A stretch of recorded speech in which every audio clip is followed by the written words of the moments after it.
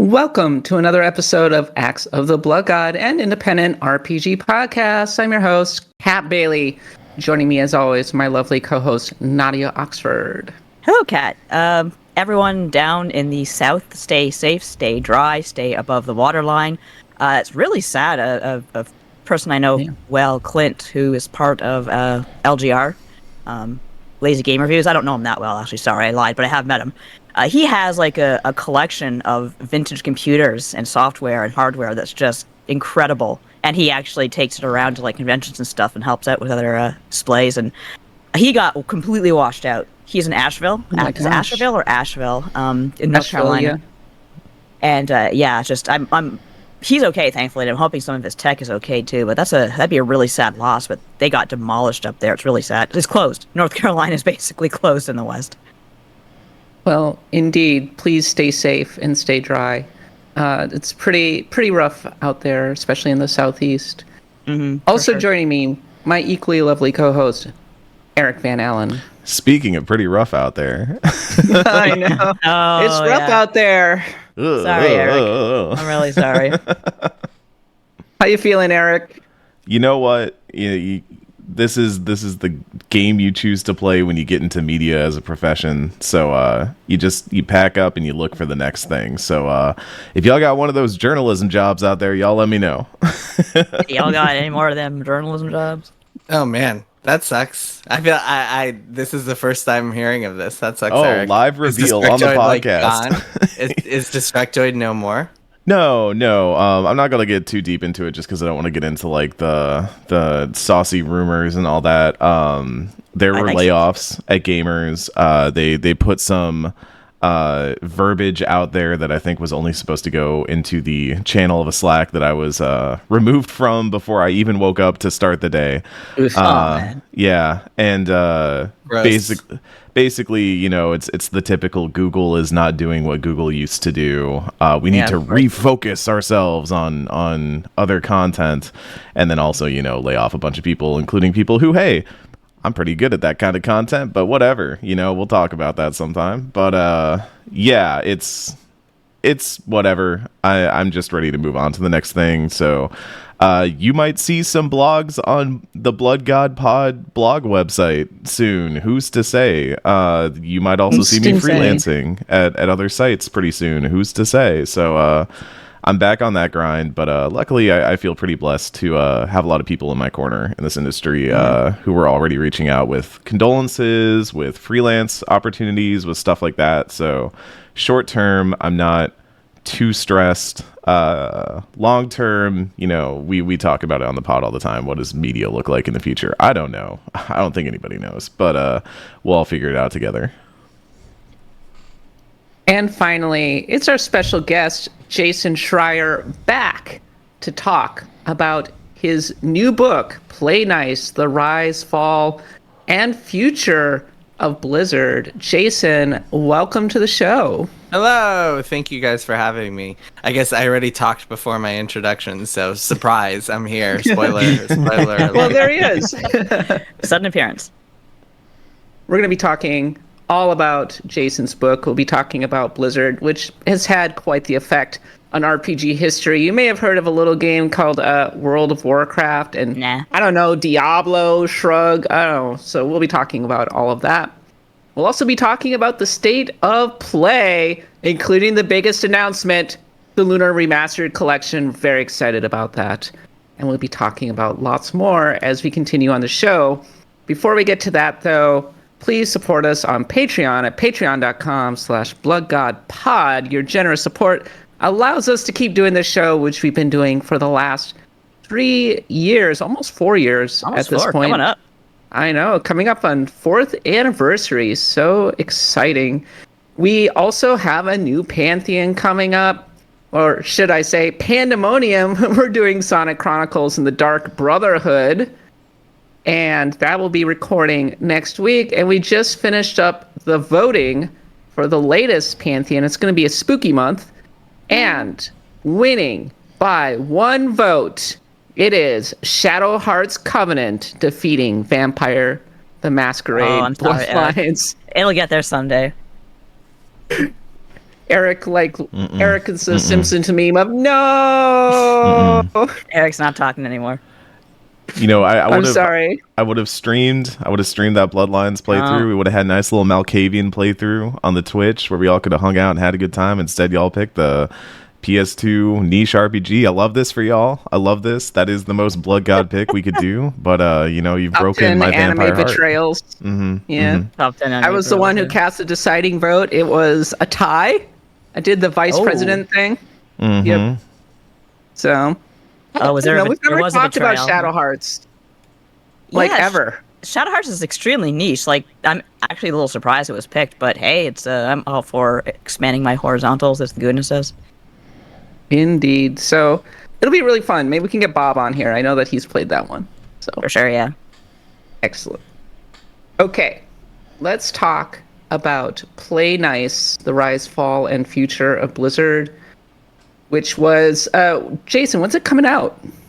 Comes out October 8th. Kat, I was very excited for you to read this one because I know you're Blizzard. You are a longtime Blizzard fan, and you've written quite a lot about Blizzard. So I had a feeling you would appreciate this book. And yes, Play Nice: The Rise, Fall, and Future of Blizzard Entertainment comes out October 8th. Hardcover, ebook, audiobook. You can pre-order any of those versions and get them right on October 8th. Jason, you've talked about it some other places, but I'm curious, what was the impetus behind writing this book? And also, did you play Blizzard games growing up? Do you have a particular favorite? I did. Hold on. Let me, I got like a stack of CDs next to me. Here, look. Oh my gosh. Let's go. My Brood War CD. Heck yeah. What do I have here? Reign of Chaos. Hell yeah. I got the Blizzard cred.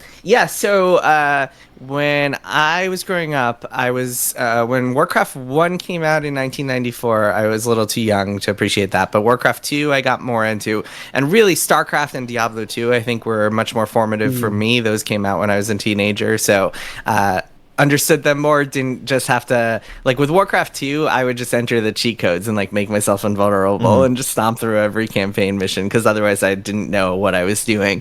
But StarCraft and Diablo 2, I actually got into as games. So those both occupied hundreds and hundreds of hours of my time as a kid. Diablo 2, just constant grinding and going on Mephisto runs and hunting for Stones of Jordan. And StarCraft, I was really into the custom games. Which were super fun back in the day. There were so many stupid ones and so many incredibly fun ones when you're just like a kid and you're like, oh my god, like this game can do so many things. So and then I wasn't really a big WoW player. I played for the first few months that it was out, like pre-Burning Crusade, and then stopped after like doing raids on Molten Core. I stopped playing after that and never went back into that. And then as an adult, I played many, many hundreds of hours of StarCraft 2. That was also my game.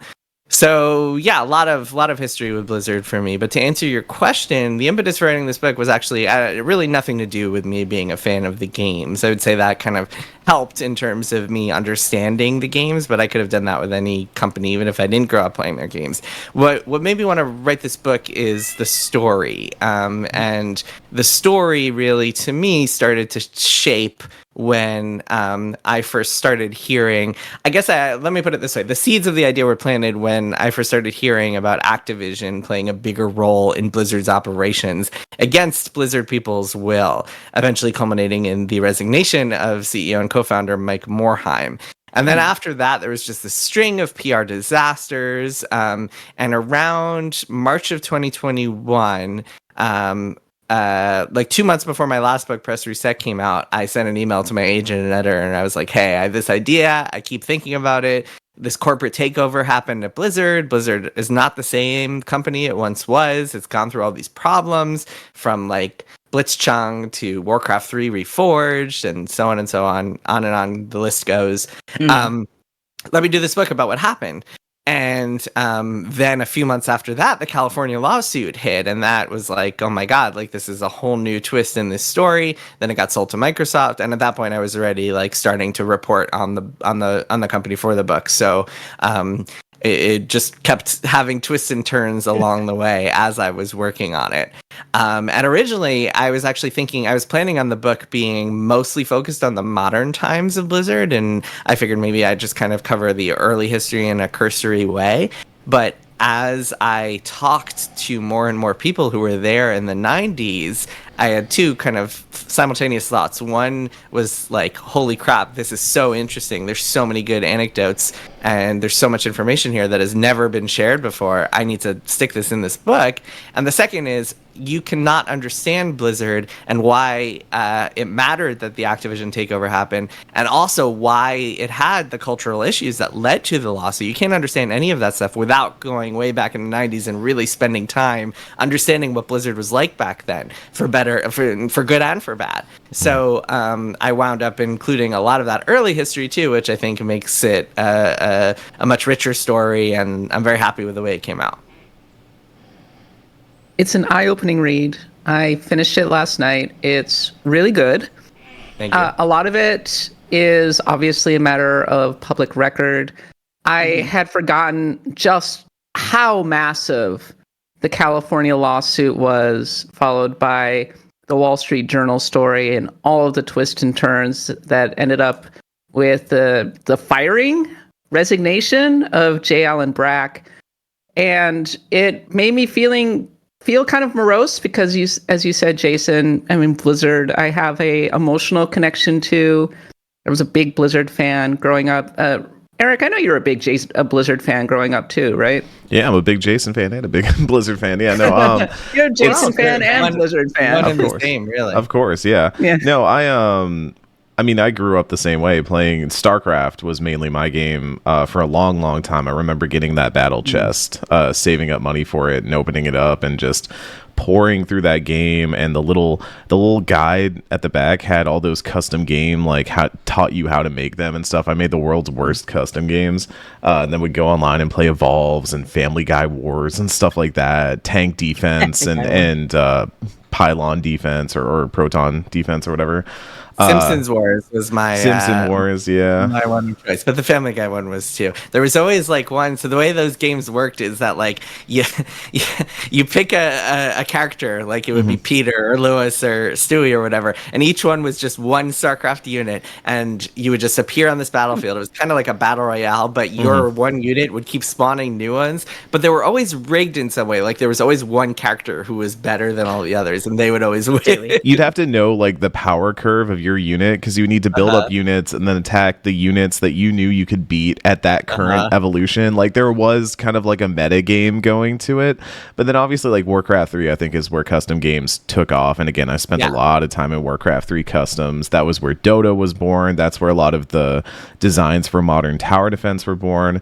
And so that's why I always find stories about Blizzard fascinating, because I do think that outside of just creating really important games that end up shaping the industry or end up being these like things that stick close to our heart, they also end up kind of defining the industry in various ways. Like the Diablo loot system became the de facto loot system that everyone uses nowadays. All these custom games in Warcraft and StarCraft become whole genres that become games unto themselves. And even those games like Dota 2 is where auto chess came from. Like their games beget games. And so when you announced that you were doing Blizzard, I was like, yeah, I mean, outside of just the scandals and the headlines, like this is a company that when they move, it does shift the industry, but it has been noticeably different lately. And I feel like that's probably a strong running current too, is like the shift in tone around Blizzard from being this massive monolith into like this age of precarity. I have to admit that I didn't really grow up with Blizzard because I didn't really play a lot of computer games. But what I did play on my 486 was Blackthorn, which was it's a great shooter slash platformer slash, what would you call it, like a action platformer, I suppose. That's a bitch to play with a keyboard, so I didn't play it too much. I did play some Rock and Roll Racing though, which does get mentioned in your book. That was on the SNES, and that was pretty good advantage of the chip. You want to hear a funny little tidbit, Nadia? Of course. I call Blackthorn a shooter in the book. I might call it a shooter platformer or whatever. It's kind of a casual mention of it. The only time I mention it is very much in a cursory way because it's not an important part of the story that I'm telling. But I got a note from one of the translators who's like doing, because the book is going to be translated to a bunch of different languages and countries, and I got a note from one of them with like corrections that they had, many of which were a little pedantic, including one that was like, Blackthorn is not a shooter, it is an action platformer. And it's like, well, you do shoot aliens, so I think I'm okay with it being called a shooter in the minor line, in the single line that it's mentioned in this book. Your priority is shooting, because there's a lot of like goblin guys and they're really angry. Yes. They will shoot you if you don't shoot them. And sometimes you shoot the hostages and it's like, oh crap, sorry. Yeah. Agreed. I was okay with that description of Blackthorn. In the course of reporting this out, what was the most eye-opening revelation for you personally, Jason? There is a lot. I mean, it's like too hard to narrow down because I cover so much history in this and so many different games development and just kind of like wild stories. I mean, so we could go through each year and like pick a different wild revelation. Everything from like I think that like God, there's so much. I think people don't realize how much corporate drama there was even pre-Activision between them getting bought, because Blizzard was independent for 3 years total out of its 33-year history.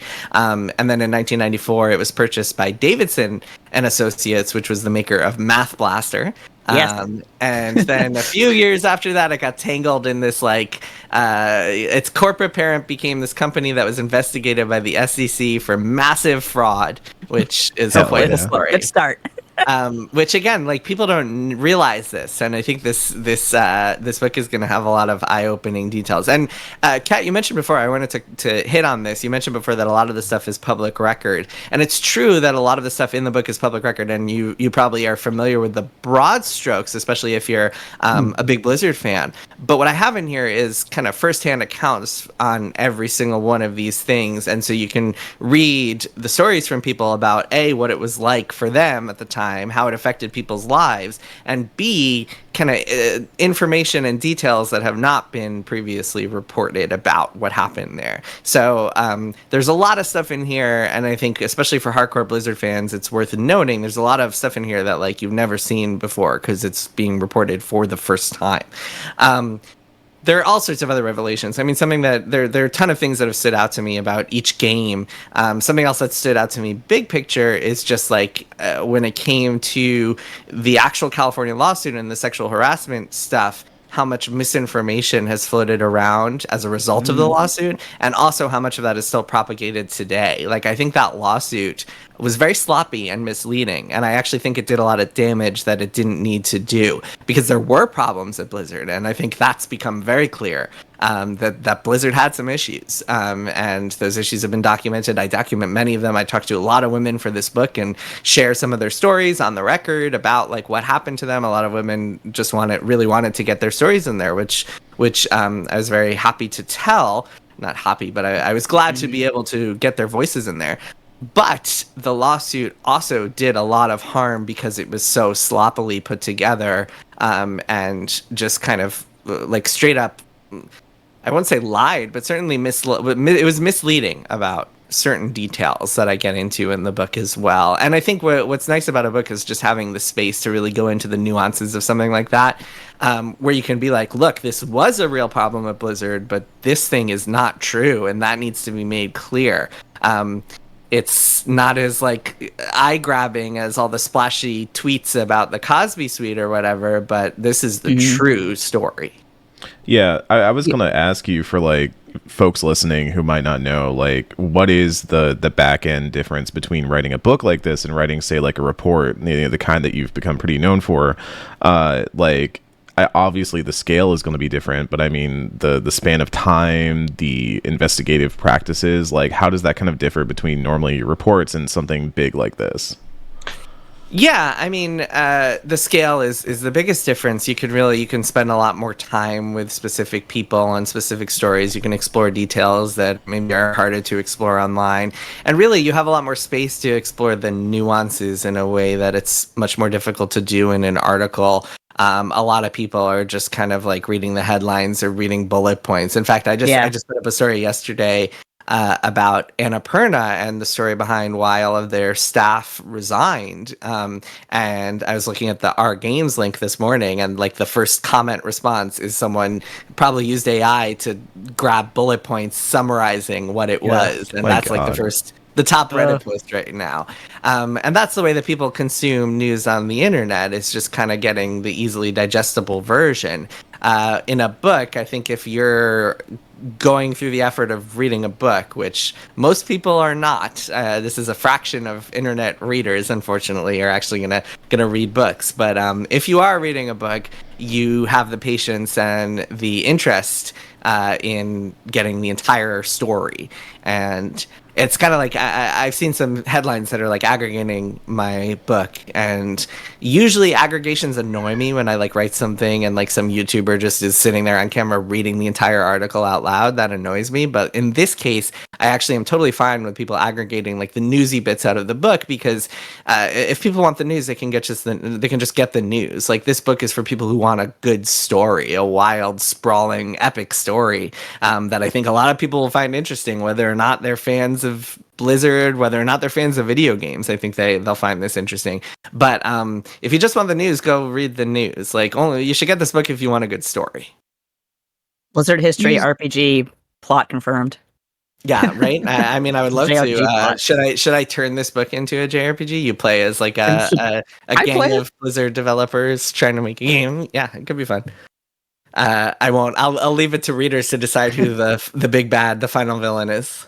Or who the hero is. Who's the hero in the story? Because I don't know if there is one necessarily. I mean, I don't really believe in heroes and villains. Like, that's kind of my philosophy as a reporter is very much anti like heroes and villains and good guys and bad guys. Yeah, it's just a bunch of messed up people who really don't have their shit together. Kind of like, if we would make an RPG.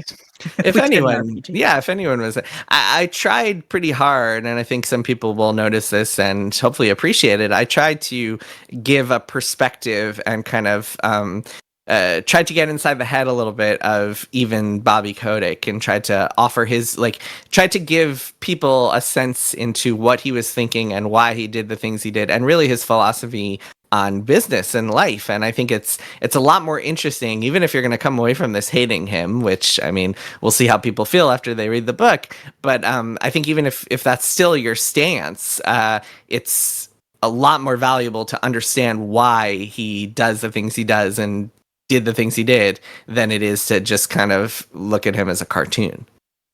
Sure. Yeah, there were definitely different philosophies at war throughout the book, and it's a really big through line, the Activision versus Blizzard, where Blizzard was being sort of very precious about games as almost a romantic concept and putting the player first, as they said, and Activision was fairly cutthroat. But if you look at Blizzard through the years, they were simultaneously bloated, but not staffed up enough. And a very common through line is Bobby Kotick saying, you need to staff up. You need to be able to expand. You need to realign your resources. What are you doing? And then you saw that Blizzard had gigantic gaps in its release schedule. And there were points where my heart was legitimately broken and I became really stressed out reading about all the feedback that Blizzard was coming. And there were other times where I thought, what are they even doing? What is going on with this company? What was your perspective, Jason? Yeah, it's interesting, right? Like, my takeaway from this book, after reporting the book and writing it, and this surprised me a little bit, because I thought I was going to see a story that had more of a clear kind of like, all right, Blizzard just wants to make awesome games and Activision is interfering with that. Like that was kind of my preconceived notion going into it. But as I talk to people, and something I do as a reporter is like I try to put aside preconceived notions and like try to understand what's really happening and tell the story that emerges rather than the story I think is going to emerge. And the more I talk to people, including people on both the Blizzard and the Activision side, the more I saw this story that is more like kind of an unstoppable force, meaning an immovable object, like two ends of a spectrum. And on one end of the spectrum is we are precious about games and creativity, and you must give us all the time we need, even if we need to take 7 years and it doesn't amount to anything. That is what we deserve as artists. And then on the other side, it's games are commodities and they must be released every single year, and you must hit your schedules and you must execute on your 5-year plans, and you must grow consistently to hit our Wall Street targets, and the commercial organization rules all. The developers come secondary. Because that, I mean, structurally, you have two companies. One company where developers have all the power, and one company where marketing and commercial orgs have all the power. It's really just oil and water. And instead of finding a way to meet in the middle, for all sorts of reasons that the book details, they just could not find a compromise. And instead, Activision is just slowly trying to drag Blizzard all the way to its side. Blizzard is refusing, and what you have is just a mess where nobody is really getting what they want at the end of the day. And all of the Blizzard leadership and some of the most talented veteran people just leave and go start other companies or like go elsewhere. So it was really just an unfortunate situation. And I think that anyone who reads this book will probably come away from it thinking, man, there's a lot of blame to go around here, and it's not all Activision. Right. Yeah. When you talk about Blizzard's formative days, you mentioned that Blizzard was very intentional about only gamers. People who play our games are going to be the ones who get hired. But a side effect of that is that you got a lot of dudes who hired their friends. Yeah. I think you mentioned that there was a pipeline through the local Kinkos. The Kinkos pipeline, yes. That's one of my favorite details. That's like hilarious. 4 different people from the same Kinkos. Do I look like I know what a video game is?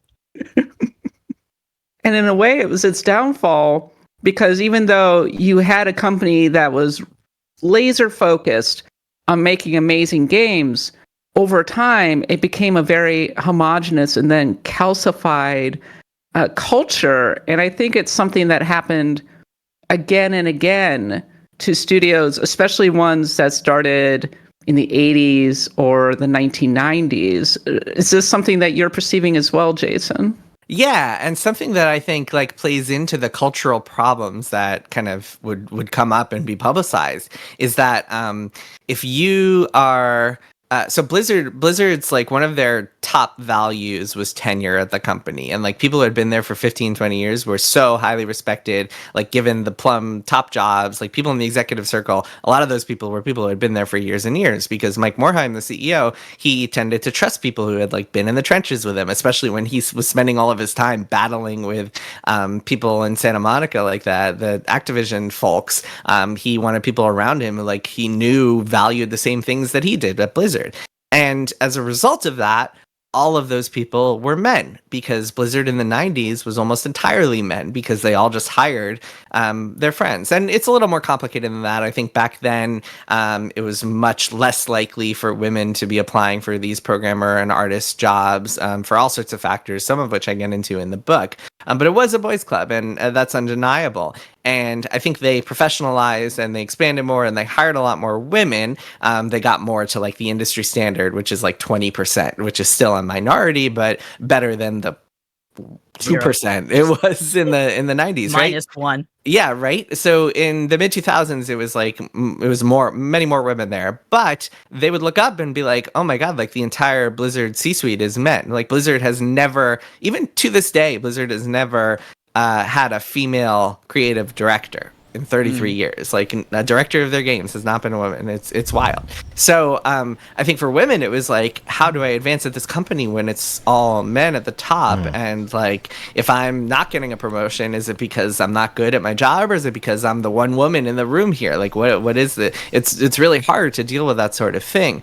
And those sort of systemic sexist challenges. And a lot of that comes down, like, it kind of originates in this ethos of like, we are only going to hire hardcore gamers. We are only going to hire people who play the games that we play. I think in the 90s there were women who played games for sure, or like even adult age women. I think in the 90s more, none. No, it was more. I think a lot. In general, people who were growing up in the 90s, there were a lot more kids playing games than adults at that point. Yeah, like sure. Millennial is kind of like the big point, a little bit of Gen X, but like people who are in their 40s now who would have been growing up at this time. But even then, there were like people in their 20s who are playing games. It's just that like a lot of women back then were into very different kinds of games than the men were. And so if you're a Blizzard and you're like, oh, you're not into Diablo and StarCraft, like you're not a real gamer, then that's kind of like, you're cutting out a pretty big demographic. And so yeah, but you can also, and here's why I talk about this here's why I try to emphasize the nuance here. You can also kind of understand what they were thinking, because in the 90s, which is still true today, but there were a lot of people back then who were running game companies who didn't know anything about games, and Blizzard wanted to set itself apart by being like, we all play games here. Part of what makes us Blizzard and what makes us able to make such good stuff is that every month we will all drop everything and play test, from the CEO to the receptionist, and we expect everybody to be able to play the games that we're making. And that is how we make them awesome, is because we all know we love to play them. And it was like, it was a common theme within Blizzard for all of its existence that like, if everybody there couldn't stop playing their own games, that was a sign it was going to be a hit. Because if you are ready to leave work and you see people sitting around playing StarCraft against one another, then that's a good sign, right? So you can understand why they had that philosophy of only hiring hardcore gamers, but then you can also see the real negative repercussions that it would have not just then, but also years and years later. So again, there's a lot of nuance here and a lot of complexity, and I don't think it's a matter of heroes and villains. It's a matter of just it being really difficult to run a company and create a culture, and Blizzard made a lot of mistakes along the way. And you trace Blizzard's entire history from the beginning to the present day. Was there a turning point? Was there a hinge moment that Blizzard could have avoided? Was there something Blizzard could have done differently? Or was this always going to happen? Not released World of Warcraft. Oh, gracious. So the problem, Blizzard is a company that in the 90s released hit after hit, and every hit was bigger than the last. But when World of Warcraft came out, that was a hit exponentially bigger than anything that anyone had ever made. I mean, for comparison, EverQuest, which was humongous in 1999. Yeah, EverCrack it was called, because it was so addictive. So many people were hooked on it. EverQuest reached 500,000 people. It had 500,000 subscribers, which was massive in 2000, 2001, 2002. The Blizzard people were looking around as they were making World of Warcraft, which was essentially their like, we are going to do EverQuest, but better, the way that we want to do it, and cut out all the things we don't like about it. They looked at EverQuest and they said, you know what, we're going to try to beat that. The most, like, our wildest dreams will be like, we want to hit 1 million subscribers eventually. It might take a while, but we're hoping like within a year we'll hit 1 million subscribers. They released World of Warcraft, and within a year they had 5 million subscribers. Jeez, wow. Each of them paying monthly, like $15 a month, to play the game. By 2008, 2009, 2010, they had 12 million at their peak. 12 million people paying monthly to play this game. So the size of that, I mean, as a result, Blizzard had to transform. They turned from a company of hundreds of people into a company of thousands of people. And that is going to irrevocably transform a company's culture and business and the way that it has to do things. I mean, suddenly you cannot be the scrappy, nimble, like, company that you were in the past. You are now a steam tanker instead of kind of like a little dinghy or sailboat or whatever. Yeah, I think Kat, sorry, Jason, I was just gonna say, Kat, you mentioned that in the past on our show. It's just how after World of Warcraft, it seems like that's all Blizzard was, especially in the terms of Warcraft, which, as we've discussed, has like this really creative world, and it's all kind of locked up behind online. It's yeah, like and I think when you grow that much, it's really hard for a company to come back from that. And so, like, obviously there are benefits to that, right? Like, a lot of people got rich, a lot of people did well. Except Alan Adham. Yeah, well, Alan did fine. Like, he sold his company in 1994. He's okay. Like, he's doing fine. Don't worry about Alan. But he didn't get the tens or hundreds of millions of dollars as some of his peers might have. Just a few millions. Yeah, just in the millions. Yeah, but he's doing fine. Don't worry about Alan. I think that when you grow like that, I mean, growth can really be a curse, and you have to keep up with that, and it can really cause problems. And like in 2012, Blizzard had its first mass layoff and had to lay off a bunch of people because it realized that it had just grown too much, especially in like customer service. And a big pressure point from Activision was always, why do you have so many people in customer service? Why do you have so many people in cinematics? Why aren't you hiring more developers instead? And that was kind of one of the biggest tension points between the two companies. But Blizzard would have never had to deal with any of these pressures if it wasn't so big in the first place. So like, I think it's funny. So the way that I structure this book, here's a little bit of a spoiler, but hopefully not too much. The way I structure this book is in 3 acts. There's the rise, the fall, and the future. And when I sent out the book to some early readers, we call them beta readers in the book world, kind of like beta testers, but beta readers. I've been one. I sent the book out to a few early readers, and a couple of them came back to me and they were like, hey, this structure seems off to me. You have the fall too early, like, because I have the fall like right around 2006, right around 2007 when World of Warcraft came out, and they were just starting to merge with Activision. And I was like, okay, but no, that's completely wrong. Like, this is the point when Blizzard started to change forever. Obviously, they still had hits after that. Obviously, they were still beloved after that. But World of Warcraft is what transformed this company, and I think looking at its history, you could say, again, for the better and for the worse. And I think that a lot of the problems that would emerge later were because World of Warcraft was too successful. Yeah, I was going to say, like, you can see some of that in the way that Overwatch turned out and the attempts to make Overwatch such a huge thing. You know, rumors about Titan for years and what Titan was going to be, and then it ultimately turns out that they're just making, like, you know, to boil it down to the barest form, like a TF2 game, like they're making Team Fortress 2.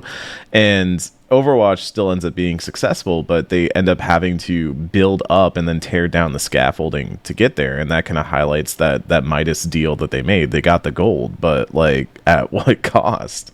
Their inability to put out Titan was a huge deal because, I mean, and you read like Jason's excellent reporting around it. The scope on that game was ridiculous. It was so unfocused. And I was fascinated to learn that Chris Metzen and Rob Pardo apparently did not like one another to the point that Rob Pardo was fired over it. Oh, dear. So, yeah, this is one of those things that I think Blizzard fans it'll kind of blow their minds a little bit. An apt comparison might be Lennon and McCarthy. Like, yes, Pardo and Metzen did not get along. That had a lot of ripple effects because they were two of the most powerful and important people at the company. I think that, yes, Titan's failure, a lot of people point to Pardo as the reason behind that. And Pardo is, of course, the director, so he certainly was responsible for managing the project. Yeah, it's interesting. I mean, I explore Pardo a lot in the book, and especially in the chapter about Titan and his history at the company, and the good and the bad and the kind of controversial about him. I won't get into every single detail, but yes, I think you can draw a straight line from Titan to the Activision takeover, because what happened was 2 major things happened in 2013. And so let's actually back up a little bit before that. For 20 years before 2013, Blizzard was always able to say, hey, if you say to its corporate parents, which was like a revolving door of different companies, it was always able to say, hey, if you give us time and autonomy and agency and just let us do what we need to do, we will give you hits. And it worked forever. It was like hit after hit after hit. Everyone was bigger than the other, and World of Warcraft was the biggest thing on the planet. And so everybody who owned them was just happy to be like, yep, okay. Maybe not happy, but they were willing to be like, yep, okay, we'll let you'll have your autonomy. And that was also true for Blizzard. And then two things happened in 2013. One was that Bobby Kotick kind of pulled off this coup where he was able to wrest control of the company back after essentially allowing Vivendi to have 52% control or 51 majority control as part of the merger that combined Activision and Blizzard in the first place. So he was able to take control back of the company. And the book gets into all the details of how and why that happened. And then the other part that happened is that Titan was canceled. And suddenly it was, we gave you 7 years. We let you spend $80 million on this project. And most importantly, we let you take some of the most talented developers of the company and work on this game. And you failed. You failed to deliver. So we need to bring some adults in the room, and we need to whip you guys into shape and make sure that you guys can deliver on what you promised us and like get your shit together, essentially. And that was the beginning. I don't think it trickled down to the lower levels of Blizzard until a few years after that, but that was the beginning of the Activision takeover. Another really big miss for Blizzard in hindsight, not releasing a second Diablo 3 expansion and keeping that game going. Mm-hmm. And I played a lot of Diablo 3. That was actually my entry into the series.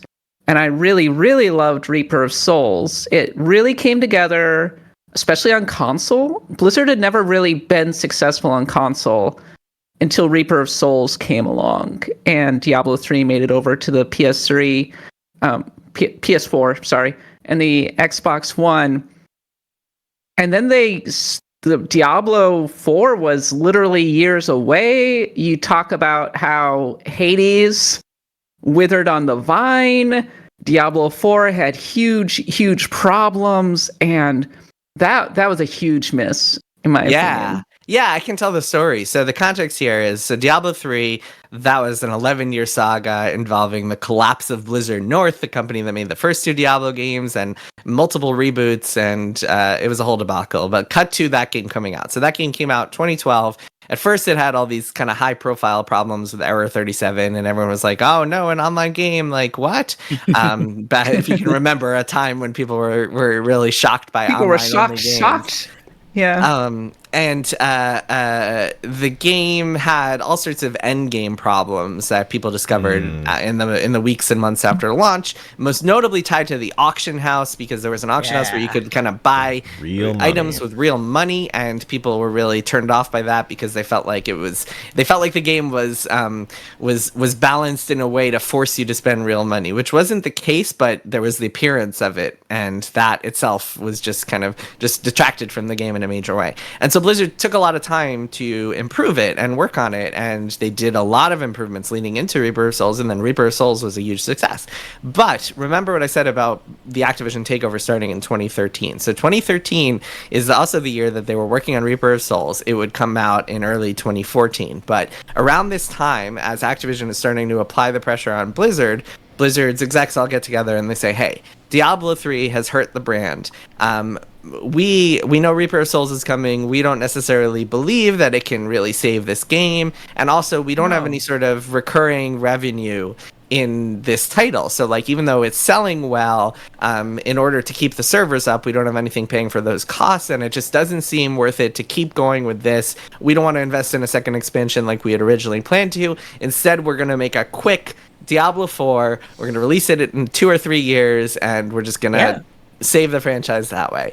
And so Josh Mascara, who was the director of Reaper of Souls, he immediately went to start prototyping this new project called Hades that was essentially like third person over the shoulder Diablo, like Dark Souls style camera and like Arkham style combat, and had all these very non-Diablo ideas. So it would have almost felt like more of a spin-off even if they called it Diablo 4. And they worked on that for a couple of years before it was canceled because it just didn't come together, and Josh Mascara would eventually leave to form a new company anyway. So that did not work out, and needless to say, Diablo 4 did not come out 2 to 3 years after Reaper of Souls. Yeah. So that did not happen. But they had decided at the time to do this because A, they felt like Diablo hurt the brand, B, the recurring revenue, like I mentioned, and also there was so much pressure starting to come down especially surrounding Blizzard trying to do too much and not focusing enough on like World of Warcraft in particular. So some other context here is that there was all this pressure really on both sides, Blizzard and Activision, to release World of Warcraft expansions more quickly. And anyone who followed Blizzard and WoW back in this period will remember Blizzard saying pretty much every 2 months, like, hey, we want to get more WoW expansions out more quickly because that's people love them, and that's when we get spikes of new players, and we just want to do this. And they had this plan. J. Allen Brack, who was the executive producer of WoW at the time, he took all the leads to a steakhouse and started paraphrasing JFK's famous moon speech, "We're going to the moon," and he had this plan called "To the Moon," and it was like, we're going to hire 100 new developers and release a new WoW expansion every single year. And that did not happen for many, many reasons. But this is all like kind of overshadowing the Diablo thing. And there's this pressure from Activision being like, hey, you promised you were going to release WoW expansions more quickly. Why are you not doing that? Why are you spending all of these resources on like 5 different projects at once? Like this Diablo thing, at the time it was Hearthstone and Heroes and StarCraft 2 Legacy of the Void. So it was a lot of things happening at once. And Diablo was a casualty of that at that point, or at least the second expansion for Diablo 3 was a casualty of that. So it was kind of this confluence of factors leading to the problem. And really, at that point, they all thought they were going to get a Diablo 4 out a lot more quickly than they did. It would, of course, take 10 years for them to actually release Diablo 4, but I don't think anyone knew that or could have possibly predicted that at the time. To add more color to this, I remember very well going to Blizzard in 2011 for Game Pro and being part of the press event that they were doing around it, and being in the room when Mike Morhaime announced 2 major things, actually. One, that Blizzard was turning Battle.net into a proper platform, which was a huge deal at the time. Now it seems very normal, but the idea of turning it into a store was kind of... We were only 6 years removed from the launch, 7 years removed from the launch of Steam, so that was a big deal. Wow, yeah. And the other big one was the Real Money Auction House, and I remember sitting in the room with a lot of journalists, and he announced that, and there was dead silence because... nobody could really grok what the heck he was talking about with this. And it immediately seemed like it was going to have just so many problems. And that, of course, became the main talking point around Diablo 3 for quite a while until finally Blizzard walked it back. But you detail some of that in your book as well, Jason. Man, the platform thing is so funny because something that I kind of reveal in the book is that in the 90s, they were talking about turning Battle.net into a store, not just for Blizzard games, but for like all sorts of digital PC games, which was a prescient idea because this is long before Steam would come out. And it's kind of... And they decided not to because they were like, no, this would be kind of like, this would take up way too many resources, way too much time, way too many people, and we're a video game company. We want to focus on the games.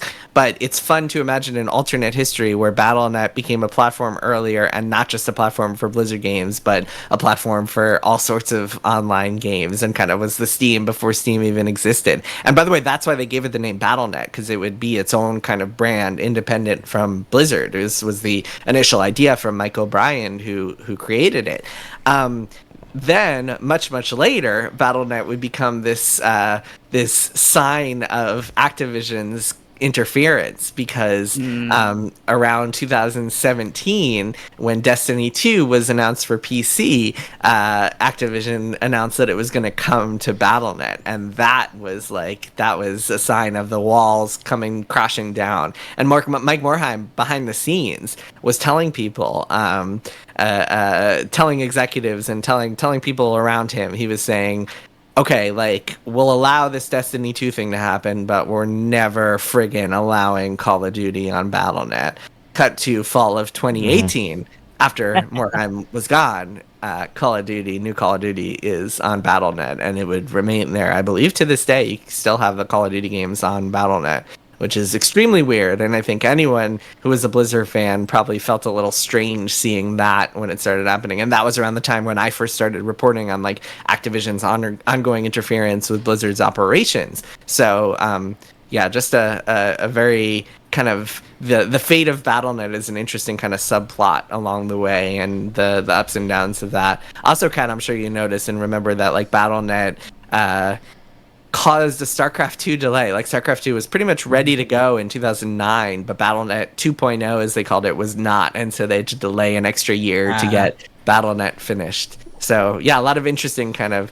And then on the cultural stuff, man, I could go on and on about this stuff, but real quick on the cultural stuff, BattleNet was kind of a dysfunctional organization for a long time, and in the mid 2010s, so when the lawsuit came out, it kind of painted the picture of Blizzard as like this den of iniquity, this like sex pest, like infested culture and really awful imagery, which I don't think was true for the most part, except for in BattleNet during that one period when it was like straight out of Mad Men for a lot of people. And so what happened was they like brought in all these ex-Microsoft people who just brought this culture that of like heavy day drinking and fratty antics and hazing and a lot of stuff that people found pretty unpalatable. So BattleNet itself, I mean, is a real like fascinating theme throughout this book, I think, and throughout the story of Blizzard. And we need to move on to the next subject, but before we wrap up, was there anything particularly interesting, any tidbits that you left on the cutting room floor that you still nevertheless found pretty interesting? Yeah, there was so much stuff. I had to cut this book down into, and it's a long book. It's 106,000 words or something like that. My rough draft was like 130,000 words, and I was like, all right, I'm definitely going to need to cut some stuff out of this that is more granular development details and stuff like that. One story that I found really interesting but just did not fit into the book is during the development of Hearthstone, which has its own fascinating origin story that the book has a chapter on. It was originally supposed to be a digital client for the WoW TCG, the WoW card game that was briefly released in the late 2000s, early 2010s.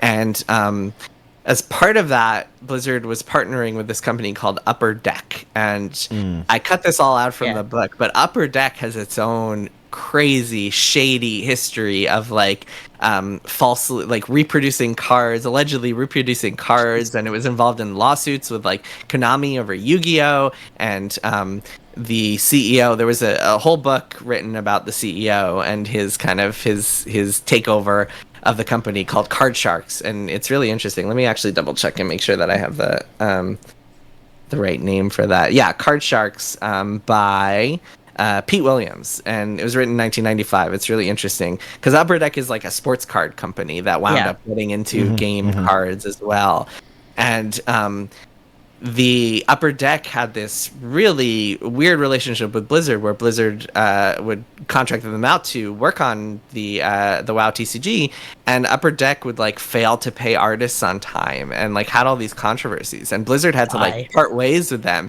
and we started working with this other company called Cryptozoic to work on the card game. And then Cryptozoic wound up running into challenges too, and failed to pay artists on time. And it was just a massive headache for Blizzard, which I think may have been a contributing factor to why they ultimately stopped working on the WoW TCG. I think the biggest one was probably Hearthstone, and Hearthstone just becoming such a unique, like, awesome thing on its own that they didn't want to conflate it with the physical card game.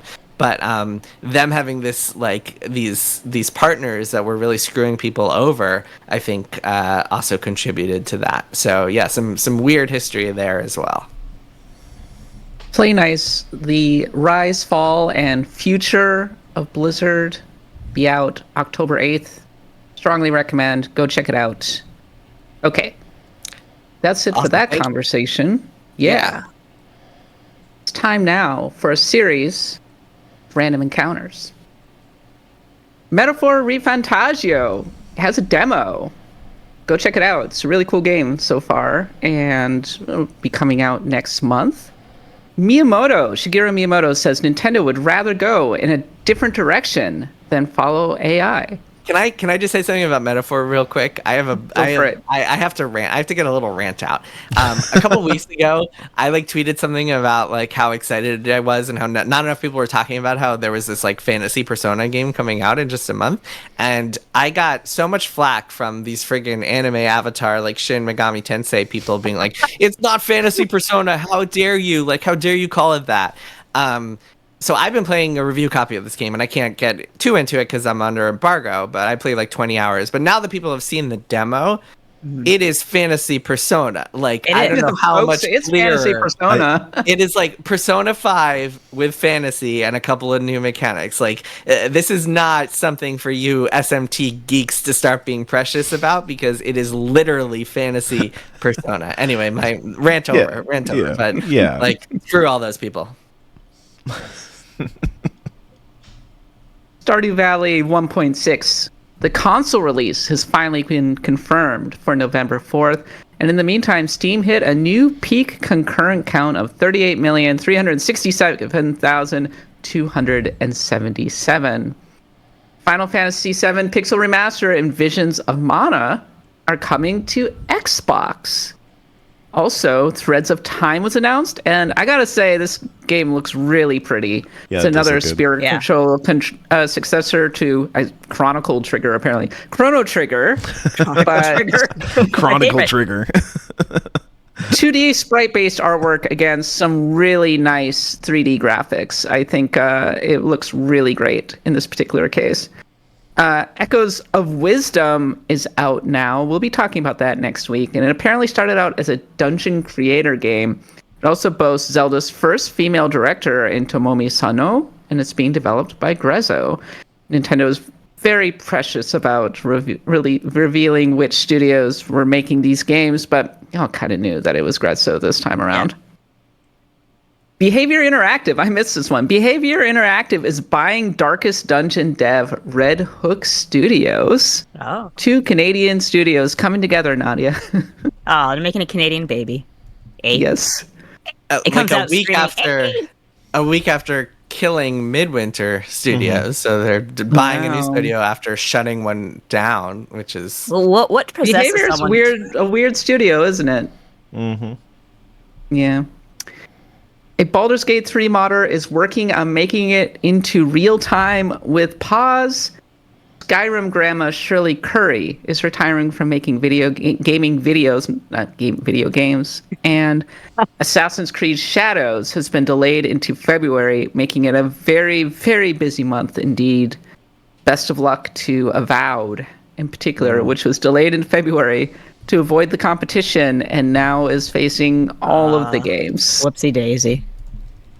But the big event this past week was a State of Play in which we got several new announcements, most notably, and Jason was so excited about this one, Lunar, Eternal Blue, and Silver Star getting remastered via the Lunar Remastered Collection, and it looks like a pretty big and impressive remaster. It's going to be 2 graphical modes, including a big HD mode with a more modern look, HD animated cutscenes, seemingly a brand new localization with all new English voice acting. It's a big one. Jason, you were very excited about this. Yeah, man, the Lunar games are so good. The Lunar games are kind of like the quintessential JRPGs in some ways, in that they're about like gathering a band of like colorful characters and traveling around the world, and every new city has a problem for you to solve, and you fight bosses along the way. And I think in both of them you have to find the 4 dragons, and so like you have this kind of very clear structure.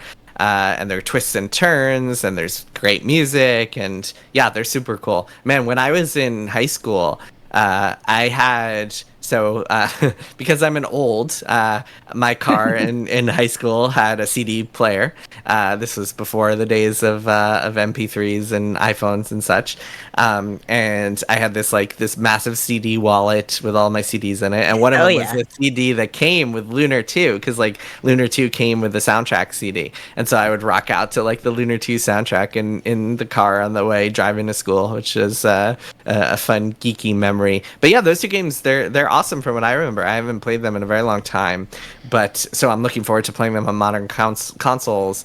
And I really hope there's a fast forward button because something that bums me out about the Final Fantasy Pixel remasters is that they don't, which makes them difficult for those of us with short attention spans these days, or don't have the patience for games that waste our time these days to play through them. And so I hope this one has a fast forward button. But yeah, very much looking forward to replaying those games just because I have fond memories of them, and it's been a very long time since I played them.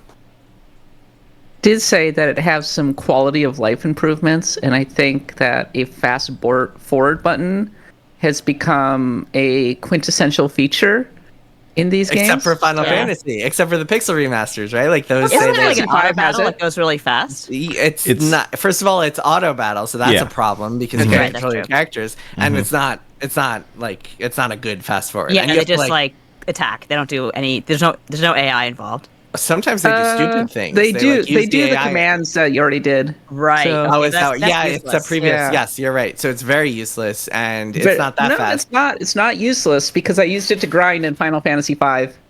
Actually, it was a great way to get AP. But you fast forward would make it even faster to grind. It's true. I mean, You I'm play not it saying on that it was a emulator, good feature. and if you hook up your Steam Deck, like you get an emulator in your Steam Deck, you can assign the fast forward button to like a trigger, and it makes the game way better. Which is the case with a lot of old games. So yeah, I wish that all these games. Lunar, when we played it for the game club, I found it very slow, and I think I enjoyed it a lot more. It was the same with Final Fantasy IX. If I had not played that on the Switch for the first time with the fast forward, I wouldn't have liked it as much as I did because, God, that game is slow. Poor PlayStation. Fact that Square is putting that in like FF12 and FF9, those kind of versions, but not in the Pixel remaster. I mean, it makes no sense. It's weird. I mean, Square's entire strategy with old games makes no sense in the first place. Yeah, but and also the problem with doing it on an emulator, with playing these games on an emulator with fast forward, is that it speeds up the music too, which is unpleasant. And if you're playing an official version with fast forward, it will leave the music the same. And so this is my bugbear. This is my personal just kind of like. I understand. But it highlights that, like, whatever the Lunar collection has to do, it has to beat, like, the conventional quality of life stuff that emulators have given us up to this point. That's what every remaster has had to clear. And I do think we've had some versions of that do well. Obviously, like, the remakes do super well. You have your Live Alives and your Super Mario RPGs that really do nail it. But yeah, I'm very curious to see more details about the Lunar stuff, and it was really nostalgic seeing LunarNet like posting about the Lunar collection. Like, what a trip back in time that was. Hi, 90s. Yeah. So it does make me like very warmly nostalgic for these games, and hopefully, maybe this leads to a Lunar 2 Pantheon down the line. Maybe we poke away at that. Eternal Blue. Jason, did I remember you saying that you are a Lunar 2 stan? Yeah, well, I mean, I played that game. I played both of those games a long time ago, and I loved Eternal Blue when it came out. I haven't played it in a very long time, but I remember it very fondly. I think it does a good job of kind of iterating on the first game and surpassing it in some ways. It's got, like, better characters. The characters have more depth in Eternal Blue than they do in the first game. I remember a lot of just kind of really cool story stuff, and the stories in both of these games are very good. Above average for JRPGs at the time, I would say. Well, I don't think that we got a release date, but it was a pleasant surprise, and it's coming out spring 2025, on PS4 and PS5. And I have to say, if you're a fan of classic JRPGs, and who's among us is not, then we're really eating. Jason, I know that. Imagine listening to the show and not being a fan being of here. Yeah. What are you doing here? I hate this show. I want my Saturday to suck. I'm going to sit here and get mad. I think there's a CRPG. I think there's some CRPG stands on here who are less into JRPGs. But I was going to say, Jason, I remember you being a big Trails stan, especially the Trails in the Sky series. And it was like a month ago that we suddenly saw that we were getting a full 3D remake of Trails in the Sky. That must have been buried in a sizzle reel. I know. Appears out of nowhere. Yeah. Yeah, that was cool to see. I'm a little, I don't know, cautious about the 3D remakes of games that I think look awesome in 2D. Like in the Trails games, I prefer the Trails in the Sky and then the Trails to Zero and From Azure, which are also or From Zero and to Azure, which are also isometric rather than full-on anime 3D. I prefer that look. So I'm a little skeptical about a Trails remake, and whether I'll stick with it, but or a Trails in the Sky remake, and whether I'll stick with it. But yeah, well, I'm excited about that. I mean, next year is going to be between Lunar, the Suikoden remasters, Trails remake. It's Final Fantasy Tactics remaster. Maybe that'll finally come out next year. I don't know for sure, so please don't post this on Reset Era. But hey, everyone, breaking news. It's let me hit the. It could be like a big year for PS1 JRPGs. I was joking in the pre-show that like what's going to save the industry downturn is a mix of PS1 JRPG remasters and Grand Theft Auto 6. I'll leave it to listeners to decide which one will Final play Fantasy a bigger 9 role. remake. Let's go. Yeah, I feel like I don't know. I don't have any inside information on the timeline for that or the Tactics remaster. I just know they're both coming, and hopefully we see one or both of those next year. We'll get a Switch 2 finally, probably. Yeah, it's revealed with the Switch too. There you go. Is it real? We'll find out, maybe. Some other announcements from the State of Play. Ghost of Yote was definitely the big one. That's Ghost of Tsushima 2. Erika Ishii will be playing the protagonist. She's been around a lot lately. Horizon Zero Dawn getting a remaster. Can I note that they did the funniest it's coming possible out on thing? top of Veilguard. yeah. Horizon, the series funny. infamous for launching on the same day as other or same like window as other massive games. So we had Zelda, Breath of the Wild, and Horizon 1. We had Elden Ring and Horizon 2, and now we have Dragon Age and Horizon 1 remaster, which bodes well for Dragon Age being a very historic and exciting game. So. Some other announcements, and by the way, Erika Ishii uses they, them pronouns, so I apologize for that. Legacy of Kain 1 and 2 is getting a remaster. That one's been rumored forever. Monster Hunter Wilds finally got a release date for February, and gotta say, that's going to be the one I'm playing. Sorry, all of those other games. Sorry about... I'm playing Wilds. And I think others. we're all still going to be playing Metaphor Refantasio because that game is going to be 800 hours long. So good luck to everybody else. And finally, Palworld out on PlayStation, but not in Japan. And we all know about the lawsuit. How closely have you been following that, Jason? Not super close. I haven't read the legal documents or anything. I know it's about a patent, and I think it's still. I think there have been speculation about what patent it is, but it's not 100% clear yet. I've seen a lot of analysis that is from people who know Nintendo and know the legal world in Japan, and a lot of people were saying that like Nintendo does not do this sort of thing unless they know they're going to win. Sure. But winning in this case most likely means that the people at Pocket Pair write a huge check to Nintendo and then everyone moves on. So I can't imagine that this will impact the game in a significant way. It'll just impact the bottom line of the people who made it. Not a lawyer, but is there a scenario in which Pocket Pair is made to pay royalties, for example, to Nintendo if they end up losing, or if Nintendo is able to figure out a way to get a settlement with them? Definitely could happen. That could be part of a settlement term as a royalty. Oops, indeed. I guess we'll find out, won't we? All right.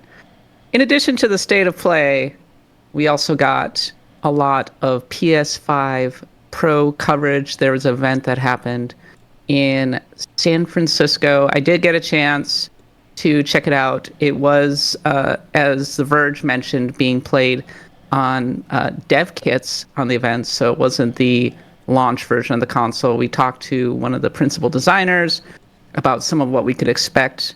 And if you haven't been following the PS5 Pro too closely. The main improvements are to the GPU and with AI upscaling. Notably, the best looking game there by far was Final Fantasy VII Rebirth.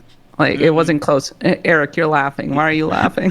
Because it's called PlayStation Super Resolution or something, and it's PSSR, and like nobody looked at that and said, it says pisser. It just says pisser right there. Thank you, Eric. Sure. Every game's gonna look great because of that pisser. It's filter. Everything's nice golden yellow. Do you think anybody did a sense check on that at PlayStation? Just like, should we do that? This is not. what I can bring to your company. I'll be the guy in the back that says, that just says pisser. People are going to make fun of you on social media. They need someone to tell people that. That's right. Jason, are you picking up a PS5 Pro? No, I don't. I mean, I have a good gaming PC, so there's very little reason for me to go. And like, I'm not gonna. I loved Rebirth, love that game to death. But I will not be replaying it until it comes to PC, and then it'll probably be looking better on my NVIDIA 4070 Ti than it does on a PS5 Pro. So for me, there's no reason to go. And I can see why, if you're like not a PC person, you're just in the PlayStation world, and you are also a tech aficionado, and also you have money to spare, I can see why you might get one. But for someone like me, it's completely pointless.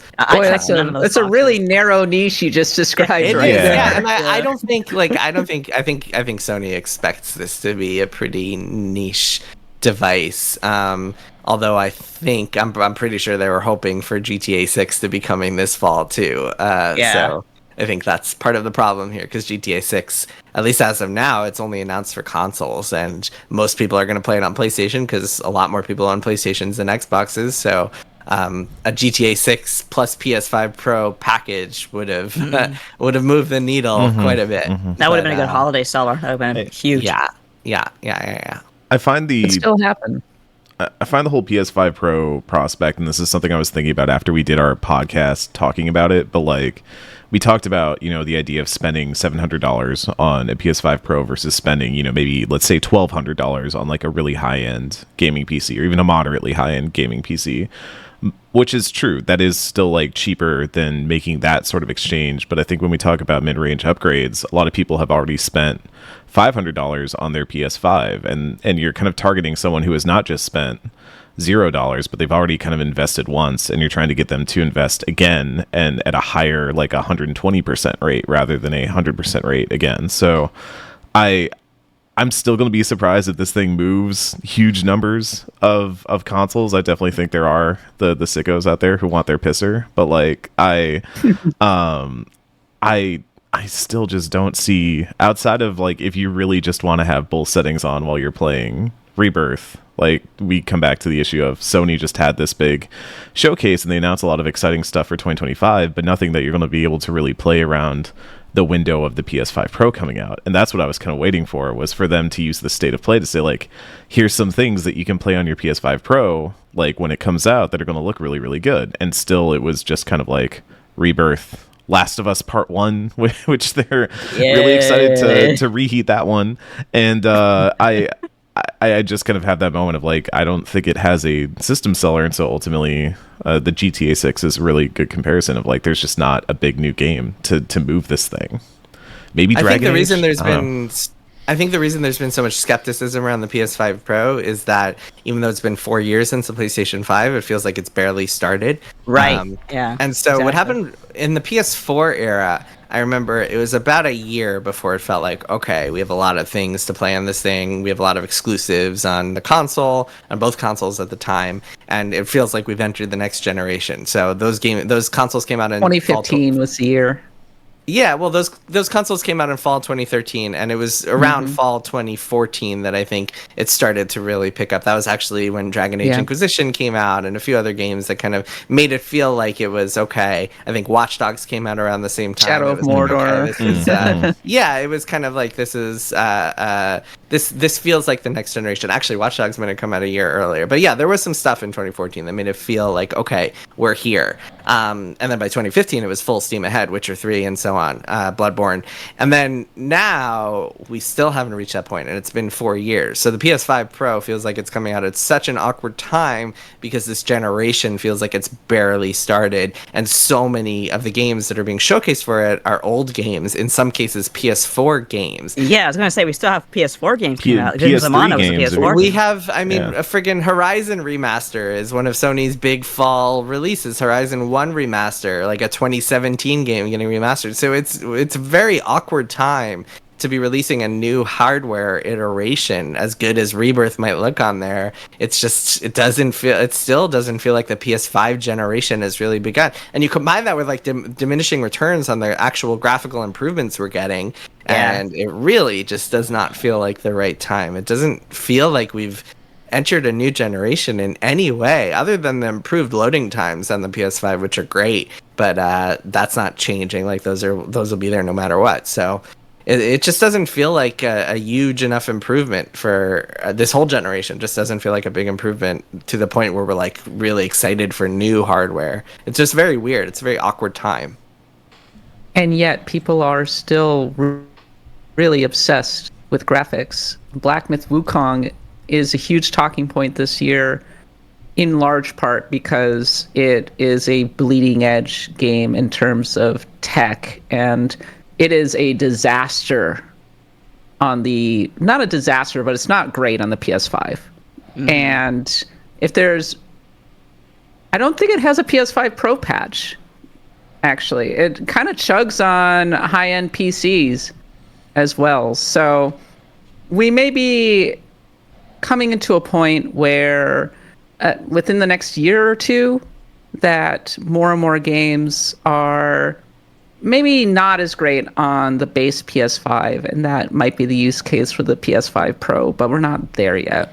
Is Black and it's also really expensive. Crisis? Like, can your computer run Black? Kind of. You can run it at 120 FPS. I don't think most people can run it at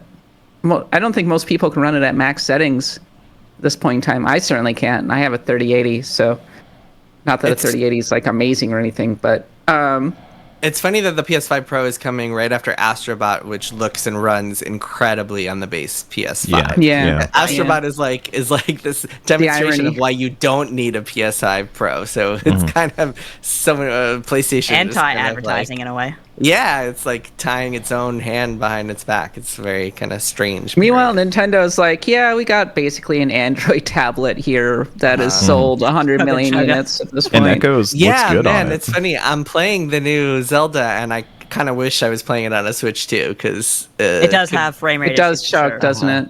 It's going to look great on Switch too, though. Probably. Probably, assuming it has backwards compatibility. Guess we'll find out, won't we? That would be the dumbest thing in history if Nintendo didn't do that. It's hard. It is Nintendo. That's true. They do very dumb things once in a while. They do disastrously dumb things like Disastrously things like Virtual Boy and N64, and telling RPG developers to go take a hike when they're like, yeah, we can't use this cartridge system. Well, that's because RPG players are sad and sit in their room anyway. Now you got me. You got my number. One of the rumors was that the cartridge wouldn't fit into the new Switch 2, so it's going to be interesting to see if that ends up happening. Oh God, Al. Yeah. Well, do you remember what they did with the DS? It was like DS cards on the top, Game Boy Advance games. You stick them in the bottom. I love that though. That's so. There we go. That's fun. I want fun Nintendo. What fun, crazy Nintendo. Boy, I love how fun this is. It is. You've got like double barrel games in there. That's great. It made it hard to like fit in a case when you had a Game Boy Advance game sticking out of the bottom. And like if you had Boktai on there, then it just looked like strange in so many ways. But yeah.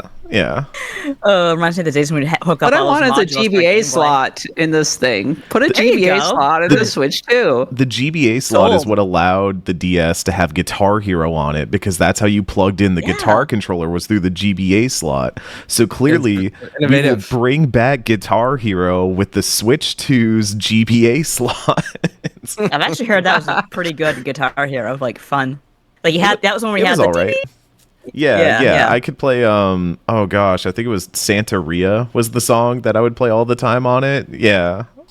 Amazing. Those are the right. Yes, it was all right. Okay, I have to tie this into my book shilling. In the book, in Play Nice, there's an anecdote about Bobby Kotick where another Activision executive is telling me he's at this hotel for some like big conference, offsite conference, and he's the guy who runs Guitar Hero, and Bobby turns to him and is like, look, this plan is great, but I want a new Guitar Hero every quarter, and then I want a new Guitar Hero every month.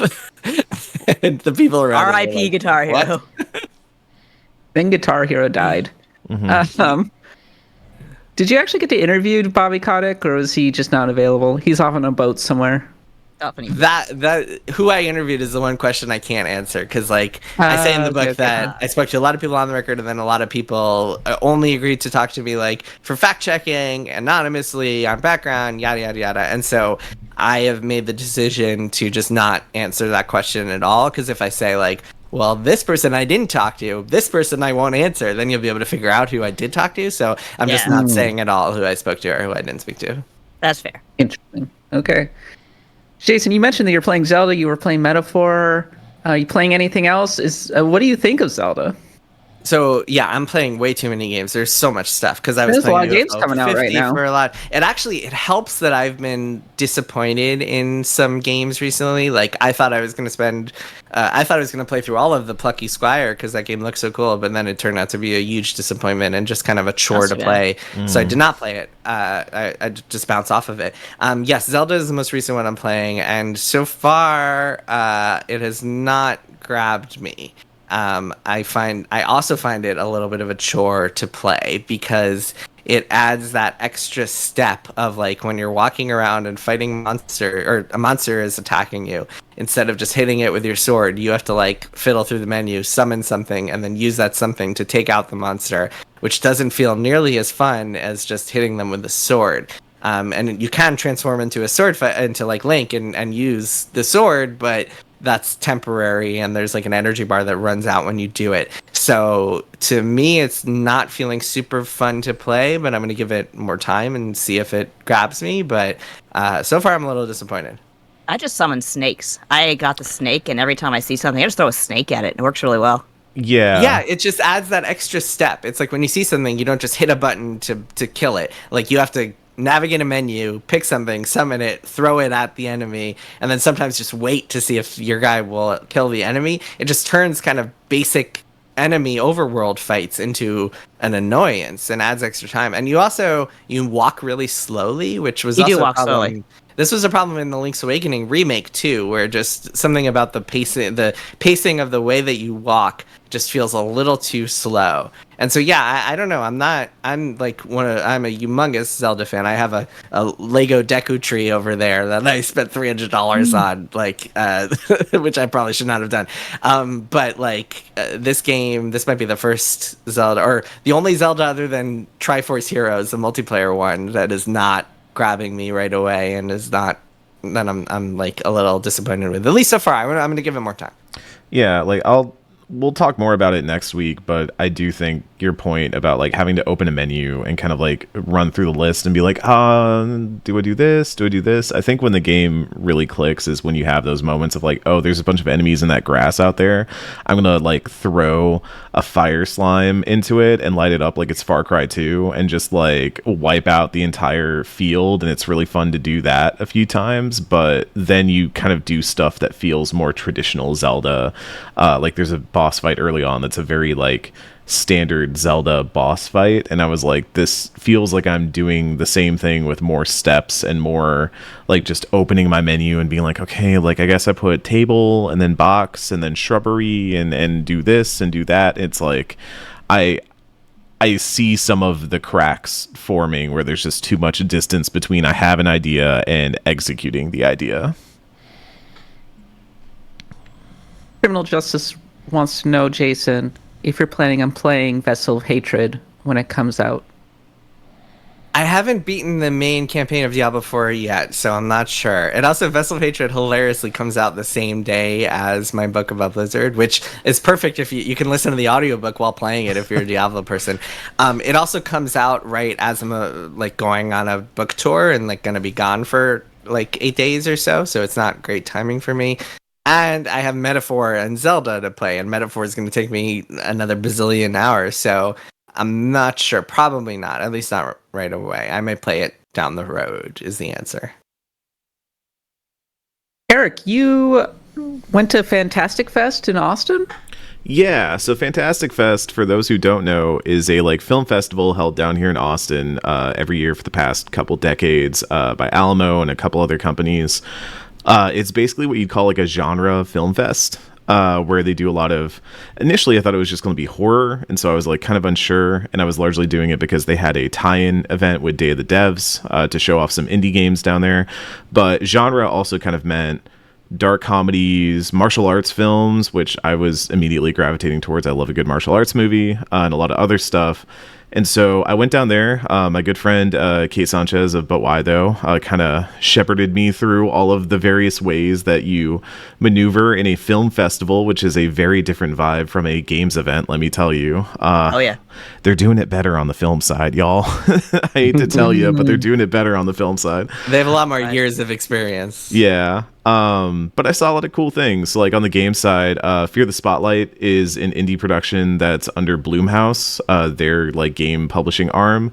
It is very, Kate kept comparing it to I Saw the TV Glow, which is very accurate.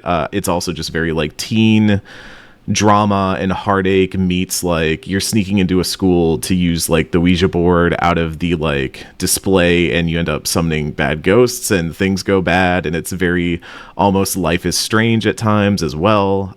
It's a great time. I really cannot wait for that game to come out. I think it just got a release date at the State of Play, and that's very, very soon. Horses is also one.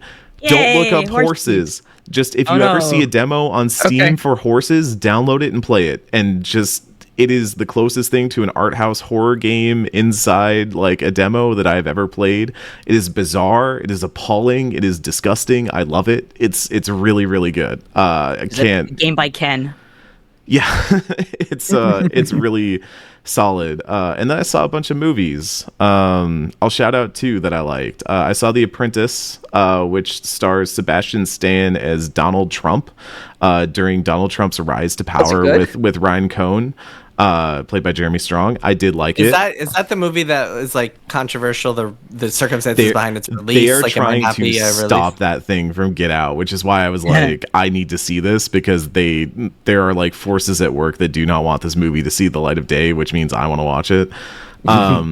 It is forces at work. The deep state. Horses at work. I'll also did say the deep state like this one? It's not the most surprising movie, because it does cover a lot of things that you would imagine it would cover. A lot of Trump's early moves around New York real estate and kind of how he rose to power and his apprenticeship. I mean, it's called The Apprentice because he literally just follows in the footsteps of Ryan Cohn, and a lot of his relationship with his dad and with Ivana. So it's a lot of like interesting stuff in that, but I think the reason why you would watch it is like Sebastian Stan does an incredible job playing Trump as he transforms over the course of the movie, how he learns the ways of the world and how to maneuver in this space, and becomes, by the end of the movie, the Trump that we now know today. It's a really interesting character study in that way. I love seeing this idea of like a Faustian bargain that is struck, and then the devil turns around and is like, oh, I made a worse devil.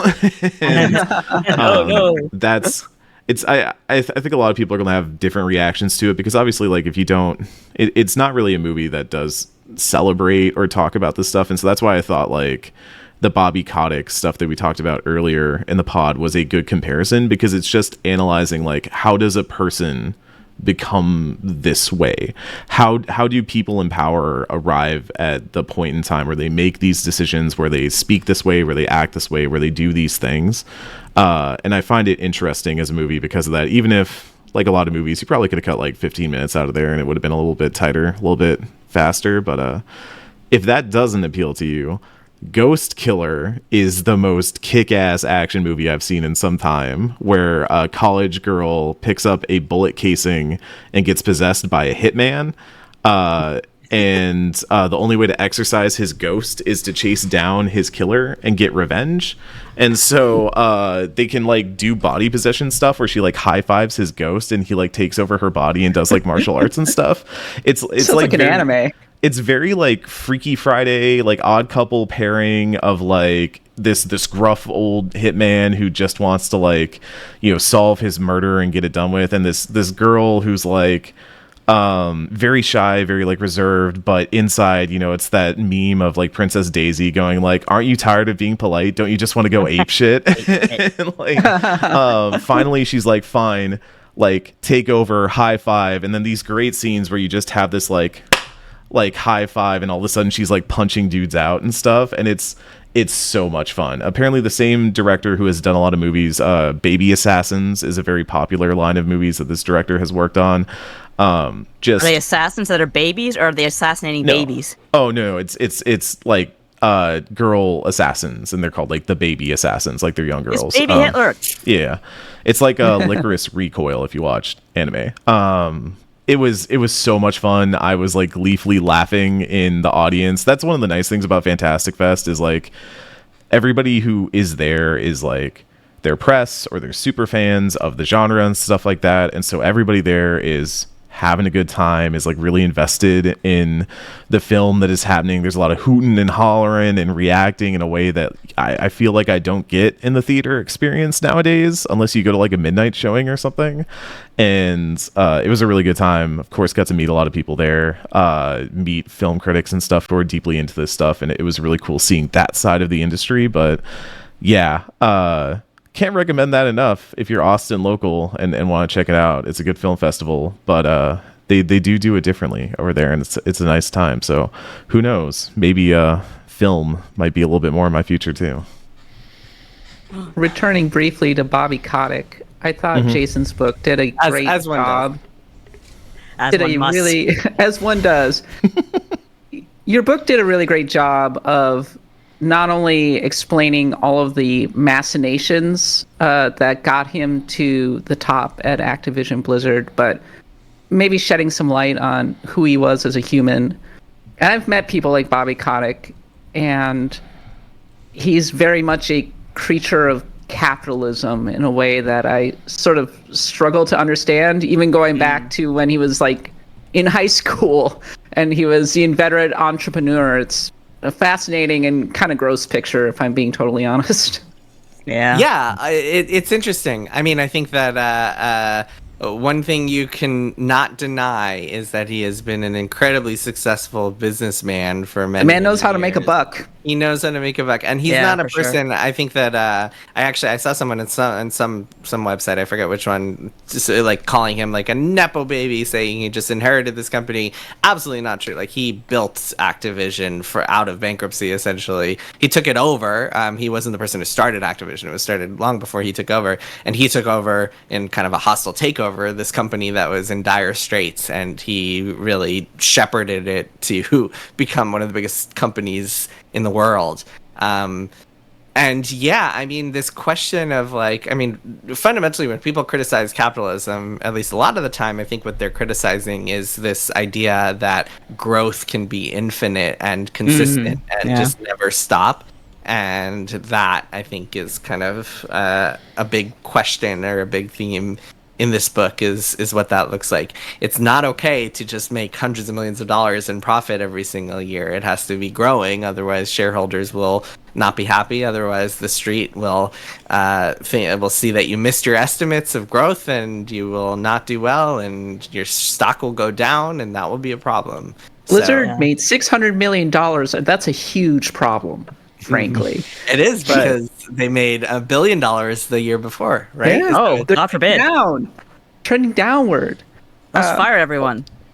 There's a bit where you draw a direct comparison to between Mike Morhaime and Bobby Kotick, and talking about how Mike Morhaime's house has tiles, I think, inscribed with people who worked on World of Warcraft. I believe it's insignias from World of Warcraft. Okay. Like the Horde. Yeah. Okay. Yeah, Yeah. the Alliance insignia, that sort of thing. World of Warcraft decorations is the point. Yeah, it's a very different kind of people.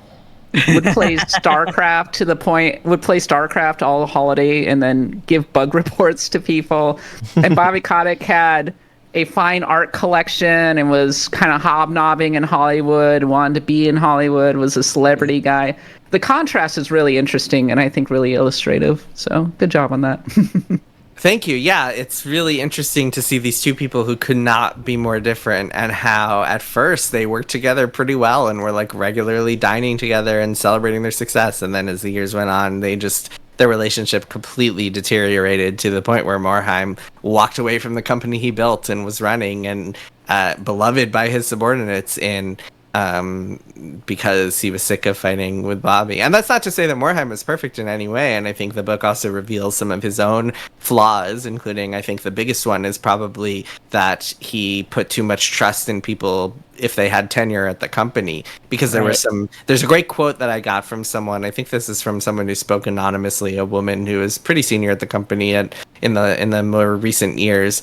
And she told me, she said Mike Morhaime is like one of the most generous, lovely people I know, and for reasons that are very complicated and almost hard to explain, he surrounds himself with bros. And I thought that was an interesting kind of concept. And then there's also kind of something I haven't mentioned on this show is there's one of the weirder aspects of Blizzard's culture, and something that I think caused some problems for people, is the incestuous nature of Blizzard campus and the fact that so many people there dated each other, married each other, including executives, including Mike Morhaime, dating and marrying people who were below them at the company, which causes problems. Which drama. Can cause a lot of problems, even when it's totally consensual, which of course it was when these people were getting married and whatnot. It still can cause all sorts of ripple effects and problems. I mean, one common example that I heard is if you're low level in QA or something, your boss might feel like it's okay to hit on you because Mike Morhaime did it, so why shouldn't I do this? Even though Mike Morhaime, to be fair, it wasn't like a direct subordinate that he married. It was someone else in a different division in the company. But people just use that as an excuse, and we're like, well, Mike Morhaime does it, so it's okay. And imagine, when you're in a situation where your boss hits on you, it's basically impossible to work there anymore, because if you turn them down, then that just hangs over everything that you do. How can you possibly expect to advance or succeed at a company when you have rejected your boss's romantic advancements? It's just so shitty a situation. And that culture was created by Morhaime and other executives who did that sort of thing. And again, to get at the nuance theme I mentioned earlier, because so much of this is so complicated and so nuanced, people's work lives and personal lives were completely intertwined because of the way that Blizzard worked, because of the campus feeling, because everybody was just hanging out together after work, because they all worked so many hours, because on the weekends they hung out with other Blizzard people. Their friends were their coworkers. So it's hard to imagine, that's where you met people. If you worked there, that's where you met potential romantic relationships. So it's easy to see why that happened, but also it was such a cultural problem that it's the type of thing that I think maybe if people could do it all over again, you have to wonder, would they stop that earlier because of the problems that it caused later? Yeah, a couple of years ago, I actually visited the apartment complex that is colloquially known as the Blizzard Barracks. Dorms. Oh man, dorms. And it's actually really nice. It has a pool. It's a very nice complex in that kind of Los Angeles style where you're almost in a compound. And then you can, I believe, walk to work. There's a path that will take you directly there. And a lot of people did. There was a route that would take you there. And I could absolutely see how you'd get into a situation. There's nothing to do in Irvine, okay? Yeah, no disrespect. That's an important point. Yes, that's you're in Orange County in this city that is Irvine is so strange. Every single like building in Irvine, or most of the buildings in Irvine, are owned by the same company called the Irvine Company, and they have their logo everywhere. So you'll see wherever you go in Irvine, you see this like sun logo. That's the Irvine Company, and it's just so bizarre. And yeah, Kat, the Blizzard dorms. It's like the way I described it in the book is like Blizzard in the '90s. It was a frat house, and then in the 2000s, it became a full-on college campus. And you'd get to campus. Yes, you'd walk over from your Blizzard barracks, your Blizzard dorm room, where you shared an apartment with like 3 other QA testers, and you just woke up after a long night of playing Overwatch, and then you walk to work wearing your Blizzard like hoodie, and then you go work, and then afterwards you go to the fencing club on campus, and then you go to the gym and play basketball on campus, and then you go back to your dorm with your other Blizzard roommates, and your life is Blizzard. It is college. It's like so unique. It's so different than a lot of other companies, and that is both good and bad. It's so interesting talking to a lot of women who work there, so many of them. And Kat, I'm sure you've had this experience. I'm curious to hear what it's like for people who you talk to at Blizzard. But like the women I talk to, a lot of them describe this kind of like feeling of complete contradiction, where it's like Blizzard is this place where I met some of my best friends in the world, people who I like love to death and will never stop being friends with no matter what.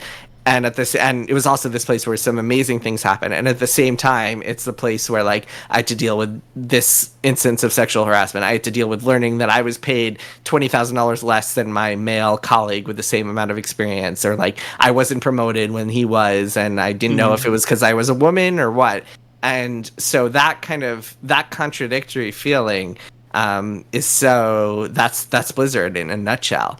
And that I've found is a lot more of kind of those systemic issues. They don't make for the splashy headlines, but those feel to me like at least a lot more common than the more just like the splashier, grosser, more egregious headlines that were out there. And don't get me wrong, there was like really egregious, horrible sexual harassment, and there's some men named in the book who were especially culpable when it came to that sort of thing.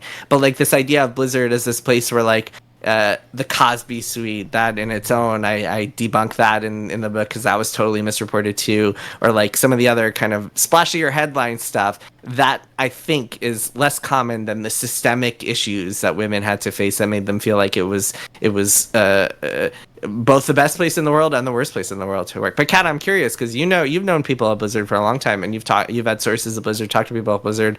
What's the feeling you got from them? I mean, I think that your book was really thorough and hit on a lot of things that I've heard over the years. I think it was really important that you covered the Cosby Suite and everything that happened around that, because you're right, it was misreported in the moment, and it did make for a really splashy headline, and I think that report did a lot of damage, if I'm being totally honest. I interviewed 2 people in the book who lost their jobs because. So I should explain the story. I know we're running long. It really drove home how careful you have to be with reporting. And no disrespect to Ethan Gatch, who has been on this show and is a great guy and everything. He did the best he could in the moment. But yeah, that report very much did a lot of damage, I think. I think there are lessons to be learned there. So the story here is, I put a lot of blame on the lawsuit for what it's worth. The lawsuit, including that, is so sloppy and misleading. So let me start the story. So the California lawsuit hits. They mention this guy, Alex Afrasiabi, who runs this suite. And the lawsuit says the Cosby Suite. They actually misspelled it and called it the Crosby Suite, like named after alleged rapist. Yeah, named after alleged rapist Bill Cosby. It was where Alex Afrasiabi sexually harassed women, and he named it after this rapist. And then a Kotaku story came out, and it had a big picture that was like 8 Blizzard employees smiling and laughing surrounding this framed picture of Bill Cosby, which is absolutely heinous to see in 2021 when the lawsuit hit and when this article came out. It also had a bunch of text messages. I won't get into all the granular details because they're in the book, but it had this Cosby Suite thing, and it was like inside the infamous Cosby Suite, and Cosby Suite became this kind of shorthand for describing Blizzard's cultural issues. It was like, look at this place. They had a suite dedicated to a sexual harasser. So here's where things get complicated. On one hand, so this all came out because these pictures were on Facebook. And if you actually look at when they were posted on Facebook, you'll see it was 2013. And now if you look at the timeline of events, 2013 was a year before Hannibal Buress, the comedian, came out and did a stand-up routine about Bill Cosby that resurfaced an old allegation that nobody knew about and essentially led to the new pieces about women coming forward and Bill Cosby actually going to trial and all the stuff that happened later. Essentially, Bill Cosby's legacy getting destroyed and turning from like the lovable comedian into this alleged rapist. That all happened in 2014, a year after the Cosby Suite. And then you think about it for a second and you're like, why would people pose with a framed photo of Bill Cosby while smiling, like, after all that happened? Wouldn't that be insane? And why would they put it on their Facebook? That kind of is insane. And you realize that nobody actually knew about Bill Cosby. And as it turned out, as I report in the book, it was named after, the Cosby Suite was named after Bill Cosby because, like, some old convention, the carpet at the hotel room where they were staying looked like Bill Cosby's sweaters. So they said, we're going to do a Cosby Suite and it's going to be this long-running inside joke. But nobody at the time knew about Bill Cosby's rape allegations. I've spoken to a lot of people, including women, who were in that suite, and they all confirmed nobody knew about this at the time. It was a year later that people actually learned about it. And then it became this unfortunate thing. And I document in the book that two people who were no longer at Blizzard, were at other companies. They both got fired from their jobs after the Kotaku article hit because they were pictured in this photo with Bill Cosby. They both tried to explain to their respective employers, like, hey, like, we didn't know about this at the time. Nobody knew about Bill Cosby at the time. This is just a horribly unfortunate coincidence. And they were fired anyway. Here's the other wrinkle, and this is what makes things really, really complicated. Sorry, Kat, I'll let you go in a second, but this is an important part. Alex Afrasiabi, the guy who owned the guy who ran the suite, it was his suite, was accused by a lot of women of being a sexual harasser. And I have stories like on the record, one woman talking on the record in the book about her own experience where like he was drunk and came over to her and was like promising her like the key to Blizzard's castle if she like married him, stuff like that. And I've talked to a lot of people who had their own run-ins with Alex Afrasiabi. He was known as like, at the very least to many people, a jerk, and then at the very worst, like an accused harasser. So it made things really complicated because it's like it's this Cosby Suite, this idea that this is like a suite dedicated to an alleged rapist is completely false. But the guy who ran it actually was this guy who was accused of harassing a lot of women. Oh, boy. So it is really, like everything else in this story, it is very complicated. But this photo of like these people posing with Bill Cosby, I mean, again, you think about it for 30 seconds as a reporter and you're like, it doesn't make sense that people would like be smiling in front of a picture like this. Like, even if they were bad people, like, who is gonna do that and like laugh in front of this accused rapist? It only makes sense when you realize, oh, it was taken a year before anyone actually knew about this. But yeah, it was this really unfortunate confluence of things where, yes, the guy who ran this thing was accused of a lot of bad things, but the thing itself is not actually accurate. Very weird, unfortunate timing mixed in with weird circumstance. It's just one of those things that happens. It's really too bad. It is very unfortunate for a lot of reasons. And it's like, I hope people have sympathy both for the women who were harassed at Blizzard and had their own careers derailed because of harassment at Blizzard and discrimination at Blizzard, and also for the men who lost their jobs for doing nothing but posing in a picture that they thought was harmless in 2013, but did not seem harmless anymore in 2021. Yeah. You were asking what I had heard, and I had definitely heard about the cube crawls. There was a huge, huge drinking culture at Blizzard, and it was especially big in the tech. Your book is, I think, in many tries to paint a nuanced perspective on Mike Morhaime, but it's also very complimentary of him. And the people that I've talked to haven't always been as complimentary, simply because they said he knew. The people he had around him, some of them were, they had been around for a long time, and some of them were pretty problematic. You mentioned, was it Ben Kilgore was a big one? Mm-hmm. Yeah. So if you want to talk about that a little bit, I mean, you do say no, like he definitely had these people around him, and that. So it's a complicated picture, but some people are very not complimentary of Mike Morhaime, I should say. Yeah.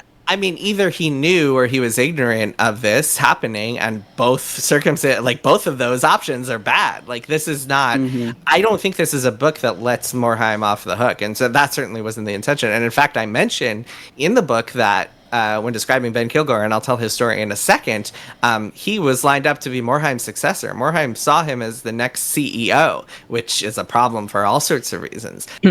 So getting on the cube crawls for a second. So cube crawls, it's interesting. The lawsuit painted them as these debauchery, like bachelor party type events where like people would get drunk and go from cubicle to cubicle yelling and screaming and harassing people.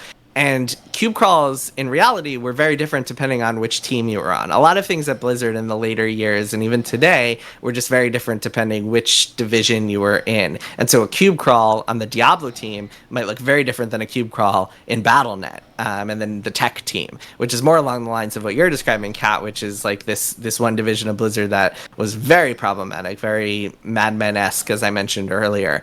And Ben Kilgore was the chief technology officer. He oversaw this. He was the guy who essentially like hired a bunch of his ex-Microsoft colleagues to run this division, and that caused all sorts of problems. He himself was accused of various things and then kind of abruptly fired in the summer of 2018. And as I report in the book, it was still not clear to a lot of people exactly what he did and what that looked like. But he was fired because during the course of an investigation, according to my sources, he lied to the investigators. He lied to the people who were responsible for this.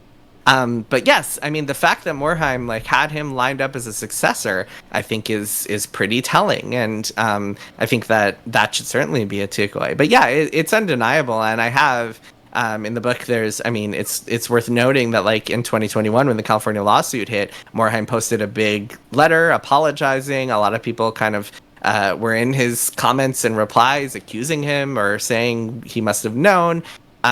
I don't think there's any way to prove or disprove what he did or didn't know without seeing emails or documentation, which I have not gotten access to. That said, like I said before, either he knew or he didn't know, and both options are very, very bad for the CEO of this company, like especially about what was going on in Battle.net. I think that the atmosphere there was so bad that like it really needed to be fixed.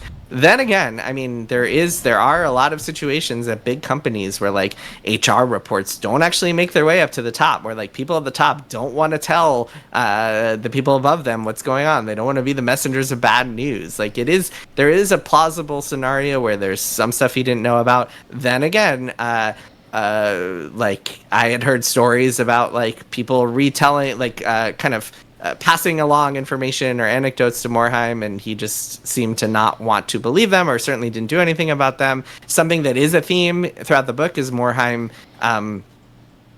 trusting people for a long time and not kind of taking action when need be. I think a lot of people were mad at him for not taking action sooner on Rob Pardo and some of the drama that happened there, some of the conflicts that happened there. So that I think is definitely an aspect of his personality, that he was tolerant of people who I think a lot of people had problems with, and a lot of people had to kind of a lot of people wound up going to him and being like, look, we cannot report to this guy. Like, this scenario cannot be allowed to continue to happen. So yeah, it's complicated. I mean, I don't really think, I certainly don't want people to come away from this book like letting him off the hook for things that happened while he was CEO, because the fact is, when you're CEO of the company, you're responsible for all of this stuff.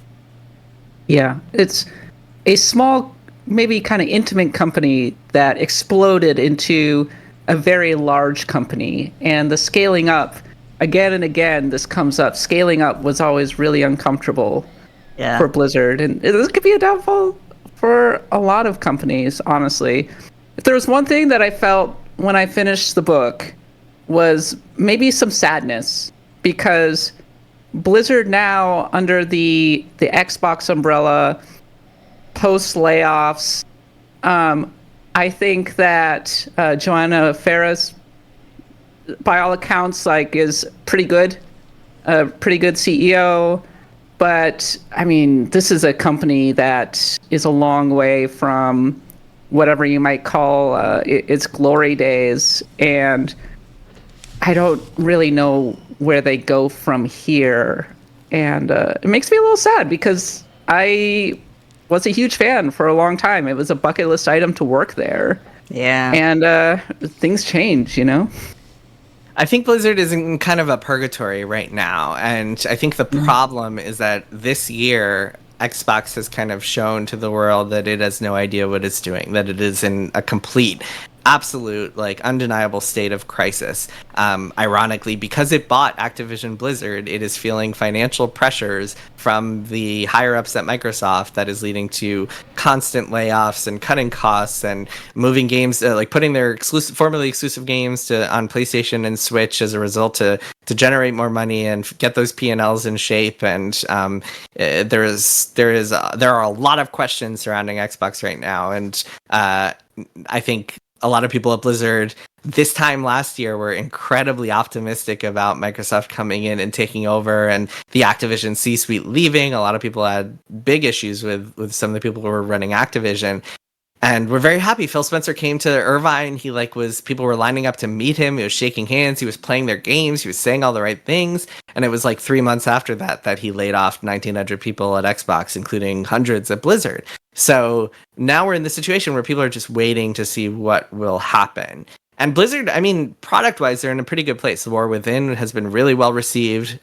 Diablo 4 is in good shape, and Vessel of Hatred is about to come out. I'm sure that'll do well for them. So I don't think, other than like Warcraft Rumble, which I think was a miss, that was the mobile game mobile strategy game that I don't think I think even Overwatch 2 is still in maybe the top 10 most played live service games, if you can believe that. Oh yeah, Overwatch 2 is it's up there. I mean, I think that putting the PvE part of it aside, yeah, I mean, during the layoffs, they decimated the PvE part of it, but the PvE part, the PvP part, it's huge. So the company is not doing poorly, but I think kind of grand plan and vision wise, I think Johanna Faries is still kind of formulating her vision, kind of getting to know people, figuring out what she wants to do, what that's going to look like. But more pivotally, Xbox has no idea what it's doing, and until they have more of a kind of grand plan and vision, it's hard to imagine what Blizzard's going to do. So a lot of people are just kind of waiting to see that, from my understanding. A lot of people are optimistic that like they can make small games that might fit into Xbox Live or Xbox Game Pass, which maybe could still be the case. I don't know. Is Xbox Game Pass still the number one priority for Xbox? We don't really know. Maybe they'll finally make a StarCraft shooter. They've always did you guys see the headlines? I mean, so I did, yes.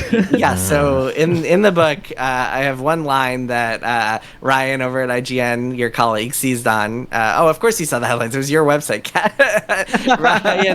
Ryan noticed that, and I talked about this on IGN's Unlocked podcast a couple of days ago. But yes, they are working on another StarCraft shooter. Third time's a charm for this one, and we'll see if it happens. Indeed. Well, go check out the book. Nadia, take us home. So something interesting that happened is, if you live in Canada, like when I was a kid, my favorite chip brand was called Hostess. And it was Canadian exclusive, and it had these little guys called the Munchies. They're like little trolls. I actually love their design. I still love them. But anyway, Frito-Lay eventually bought them. Hostess died, but they came back. Like there's a new thing where they're like, hey, we're Hostess, we're back, yay, we're Frito-Lay. Here's your chips from your childhood. And it's like, I have to admit, the barbecue tastes exactly like I remember. The other flavors don't really. They made them out of corn. I'm like, I never grew up with corn chips. What's wrong with you people? But anyway, the point is, in the summer of 1992, I think it was, like I was eating Hostess chips like a pig, and they were having a contest where it's like you would have a bag of chips, and there would be a little like, it was like you could win a bunch of Nintendo games, or sorry, Super Nintendo. You could win a Super Nintendo. You could win Super Nintendo games. All you had to do was like eat a bag of chips and find a little card that had like a piece of a game or a piece of a Super Nintendo, right? So I'm like, holy crap! That whole summer, I ate chips to get those cards because I desperately wanted a Super Nintendo. And here's the problem: I learned very quickly how they rip you off. I got the whole Super Nintendo picture except for the bottom right corner. I could never find that bottom right corner piece. It's the spent McDonald's the whole summer Monopoly piece thing, yeah. Yes, exactly. It's like I learned Monsters. like oh shit, this is a ripoff.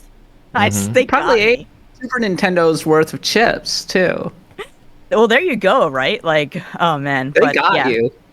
I think part of it was also like I'm like mom and dad, like I want to buy a Super Nintendo. They say no. Can you buy me a Super Nintendo? Of course, I say no. But if I won one in a contest, they're not going to say throw that out. So there's actually a time, if you remember, well, maybe only Kat and Jason remember this, when Dick Tracy first came out in the theaters, and again, I do remember this actually. Fucking chips. There was a contest. They really pushed that movie. Oh my gosh. They really did, didn't they? I don't even like it. Yeah. But they had this contest where you'd take like a tattoo that you'd get in the bag of chips and you kind of rub it on a piece of paper, and if you got a certain character, you won. So I was hanging out with the neighborhood kids. We all sharing the bag of chips, and we put the tattoo on a piece of newspaper. I remember that vividly. And the character was Flat Top, which meant we won $1,000. And we're like, and apparently, no, because even though we got Flat Top, apparently it had to say instant winner on it. So you had the loser Flat Top, and you had winner Flat Top. I was so pissed off, because I had planned that money for video games and Nintendo. Anyway, I like chips. Actually, a little bit of trivia for you. Hostess Chips does get a mention in Stephen King's Pet Sematary. Very small paragraph about it being an obscure chip brand that you could find in New England, so I guess they ported some to New England. Yeah, chips. Thank you. I remember Dick Tracy having action figures of Dick Tracy, despite never seeing the movie I didn't know anything about Dick Tracy except for the action figures. It's a weird-ass movie. You could also get the Radio Watch, and there was a comic out, and they really pushed the individual characters because they spent so much time on that makeup. And then nobody saw it, except for me. I saw it in theaters because they got me. Really? They got me with the marketing. Yeah, I wanted to see it. It was interesting looking. The use of colors, like it did have a very comic book kind of feel. But it was like it was a script from the 30s. Yeah, like 30s gangsters. It was like typical mafia gangsters. Those were the action figures that I remember. Kasumi Blue asks, were they at the very least ketchup flavored chip? Yes, I actually adore ketchup flavored chips. And I do wish America had them because that would cut down gun violence by half. The other half will be cut down if you got Shreddies. Like, I don't think you guys have... Do you have Shreddies as a cereal? It's like Chex, but way better. Shreddies? Are those like, what are they called? It had these little mascots called Freddy and Eddie, and they go like... You see them on TV, they go like, hey, Freddy, let's go! Like, yeah, let's go, Eddie! And they jump in the milk and do all the stupid shit that mascots do when they advertise advertise cereal. They just... I don't know, I bought Chex, and I'm like, oh, this is kind of... corny and sweet, but Shreddies is like more of a very mildly sweet wheat kind of cereal. Is it like a frosted mini wheat? When they jumped in the milk, was it in a bag? If you mention bagged milk, Canada has bagged milk. Alberta gets really mad because they don't have it. And they're like, we only miserable Ontario people have bagged milk. Stop lumping us in with them. Traitors. Amazing. I'm sorry, Alberta. I like you, but Alberta doesn't like us very much, I've discovered. And on that note, that is it for this week's episode of Acts of the Blood God. Thank you so much for joining us. And thank you so much for joining us, Jason. One more time, please promote some things. Yeah, well, so Play Nice, The Rise, Fall, and Future of Blizzard Entertainment comes out October 8th. Pre-order it. If you want it, pre-order it. Do not count on your local bookstore necessarily having it, because these days you never know with bookstores. In fact, I called a few Barnes & Nobles near me, and like a couple of them were like, oh yeah, we're getting some. And a couple of them were like, no, we don't. So pre-order the book if you want it. Of course, check out the Triple Click podcast. We just made a really cool announcement on Triple Click. which is the podcast I host with my former Kotaku colleagues, Kirk Hamilton and Maddie Myers.